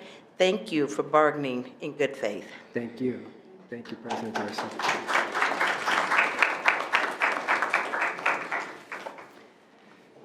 Thank you to all parties involved in the reopener and its successful conclusion. Thank you very much. And in fact, if you were on the team, why don't you stand up if you were part of this negotiating process? Stand up. If you were part of the negotiating, stand up and be recognized. Thank you very much. Thank you, and we'll be back at it soon. All right, very good. Let's move on to item 11.2, and I'm going to call on Board Member Adair, if you're prepared. I am reporting tonight on behalf of the Policy Committee Chair, Eric Brown, who's not with us this evening. Fellow colleagues, before you tonight, there are revisions to board bylaws and to several board policies. You have been given these documents previous, and this is the first reading of the legislation. So you will find that the various amendments to the attached policies are made to conform with statutory and regulatory requirements. That's most of these. I'll highlight a few of them for your attention. Policy 2431 has a change to conform with an amendment to the Ohio High School Athletic Association's bylaws regarding student eligibility. Policy 2450 has a change to enable qualifying adult education students to access eligible tuition funds paid by the U.S. Department of Veteran Affairs. And in policies, there's several of them, Policy 2111, 2261, have changes to conform with the Every Student Succeeds Act and Policy 5200, 7300, and 8462 have various provisions that were required by the Ohio General Assembly. So please take a look at those. There's really nothing too controversial. We kind of have to do them. So if you do have any questions or anything like that before we vote on this, please let Chair Brown know or Dr. Roush as our liaison. In addition to those changes that I just mentioned, you will also find a substantial revision to Board Bylaw 0147, particularly as it relates to the topic of board travel.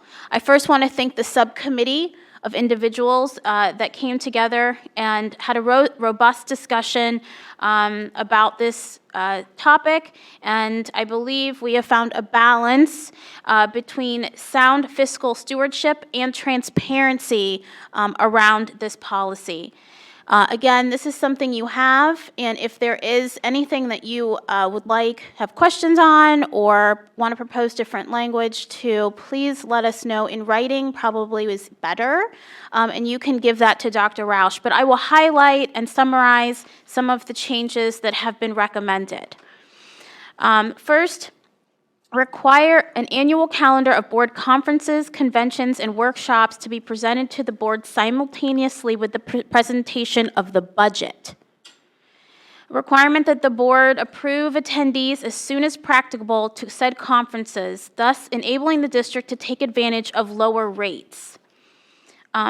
Setting an expectation that not more than 3 members attend unless otherwise approved by the board.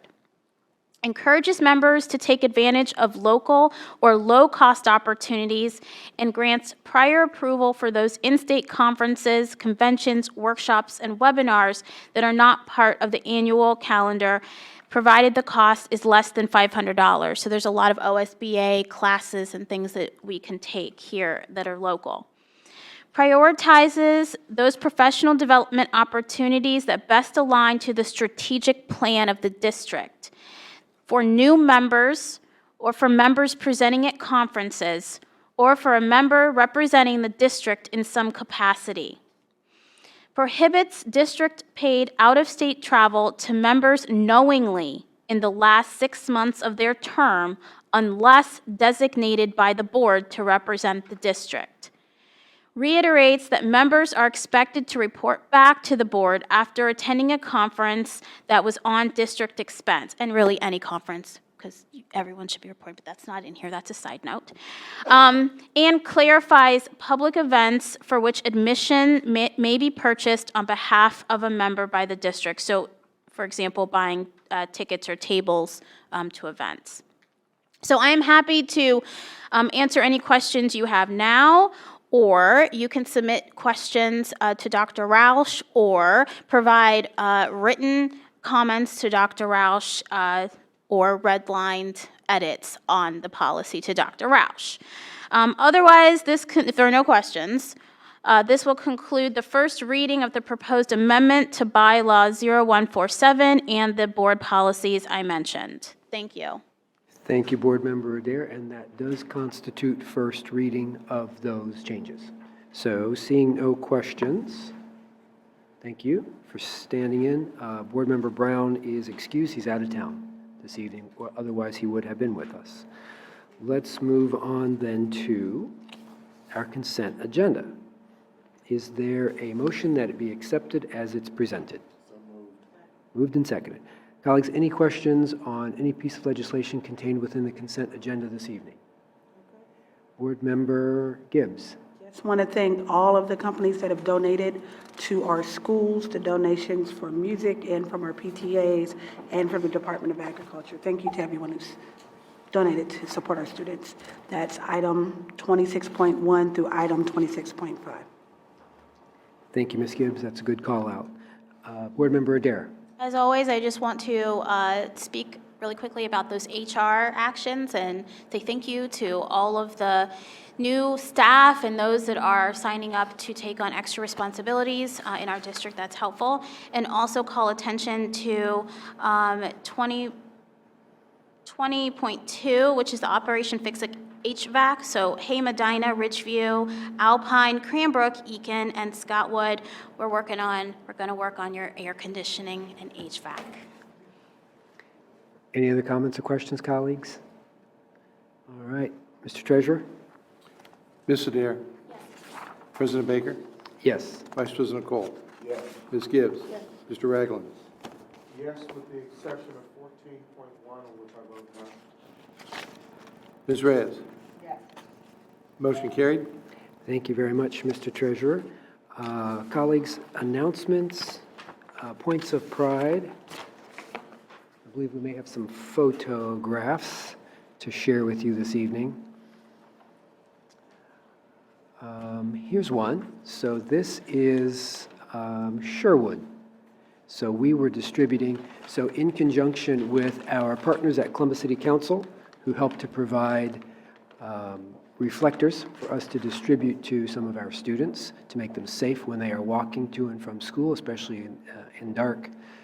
We distributed at a number of our schools those reflectors. You see there, that's Principal Evans on the left at Sherwood, myself, Councilmember Favor, Board Member Gibbs. Those are the reflectors that we gave to the students.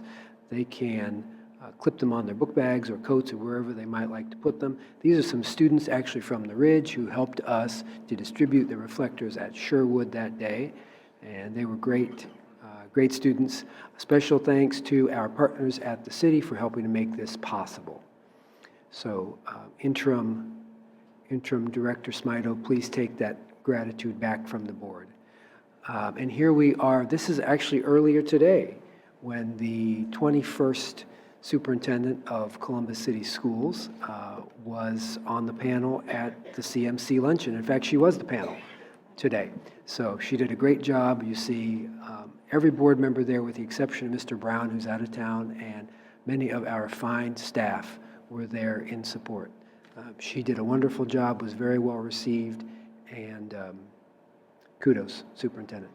Very, very good job. Anything else? All right. Colleagues, Board Member Adair. Please do. Because I'm proud to say that my alma mater has made school history with their football team. And for the first time, not only did they have a wonderful season, but they are going to the state playoffs. So go Stars. Centennial Stars. And I want to give a huge shout out to head football coach Dante Gooseby, who is my class. He was my football player when I was a cheerleader, who is leading that team to victory. And I just encourage everyone, I mean, this is a big deal, and I know Walnut Ridge, and I'll let James say something about that. It's a big, big deal, and it's a you know, we're going across the state, so if you can go out and support or, you know, catch it on, I'm sure somebody will be streaming it somewhere, but I just want to give a huge shout out to the Centennial Stars and the players and the families and everyone that worked so hard this season. James, do you have a shout out? Board Member Ragland. Yes, I do. Thank you very much, because Yes. I would not have been able to get inside my house if I did not mention that the Walnut Ridge Scots also made history with a 10-0 season this year. They will be taking on Xenia this Friday at Xenia, and so I know that there's a large contingent from the east side, but I cannot leave out the Marion Franklin Red Devils, who are also in the playoffs as well. So City League South football has done quite well this football season. I do want to make sure that I mention, President Baker, if you Yes, don't sir. mind, Yes, sir. our Engage to Empower Literacy Night that will take place on December 4. That is a Wednesday. December 4 at the Oakley Full Gospel Baptist Church. We will begin that program at 6 p.m. 6 p.m. Thank you, President. Yes, sir. Thank you. Board Member Gibbs. Yes, thank you very much, President Baker, and thank you for the segue from Board Member Adair. One of those incredible local opportunities to learn and serve is at the Ohio School Board Conference. It will kick off on Sunday, November 10th, and it will go through Tuesday, November 12th. So we will have a different date for Innovation and Reform Committee meeting, but if you want to take advantage of the thousands of people. It is one of the largest conferences in the country.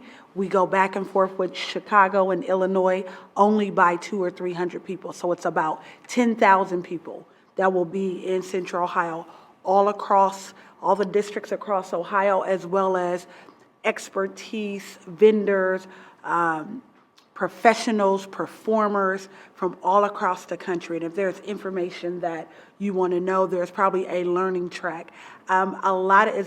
One of the great things about the Ohio School Board Association, which I've had the privilege to serve on the board for the last 5 years, is that after so many members sign up, the rest of your staff can come for free. So it's a leveraged opportunity, and it's an unlimited learning opportunity. And for that, I am very happy and very glad. So when we talk about professional development, I hope we're taking advantage of it. So if we're not going to go to the travel to go see it, it's coming right down the street to High Street, and I hope we all take advantage of that. And secondly, and not lastly, I don't count it out of order to congratulate Board Member Adair, Board Member Ragland, and Board Member Brown on their election to continue to lead and serve on this board, and to Carol Beckerly and to Dr. Tina Pierce. Carol is in the back. She's strength and conditioning right now. That's right. That's right. And to Dr. Tina Pierce. And in January, you will have a team that will take up a lot of this work and these decisions. So congratulations on that achievement. You are all now tied to this chair. You asked for it, you got it. But thank you very much, and congratulations to everyone across all of the levies that passed for the school districts, all of the other new school board candidates across Central Ohio and the state and the nation. We always have people who are engaged in this work, and we are inspired that more people sign up to come. So, President Baker, just thank you for that. Thank you, Ms. Gibbs. And thank you all for this. Yes. Any other points of pride? Anything else you'd like to share? All right. Well, then I will ask the Vice President to offer a motion. But before he does, colleagues, I'd just like to thank you. There was a lot of work before us this evening. I want to thank you for your thoughtful deliberation and discussions and the pre-work, the homework that you all had to do before this meeting. Thank you very much for exercising your duties with decorum and commitment and dedication. You have my gratitude. Mr. Vice President? Thank you, Mr. President. I move that the Board of Education recess into executive session per Section 121.22G1, Ohio Revised Code, to consider the appointment, employment, or compensation of employees. Second. Moved and seconded. Mr. Treasurer, please call the roll. President Baker? Yes. Vice President Cole? Yes. Ms. Gibbs? Yes. Mr. Ragland? Yes. Ms. Reyes? Yes. Ms. Adair? And that motion carried. Thank you, Mr. Treasurer. The board will now recess into executive session. We will adjourn from those chambers without returning to these. Thank you. Have a good evening.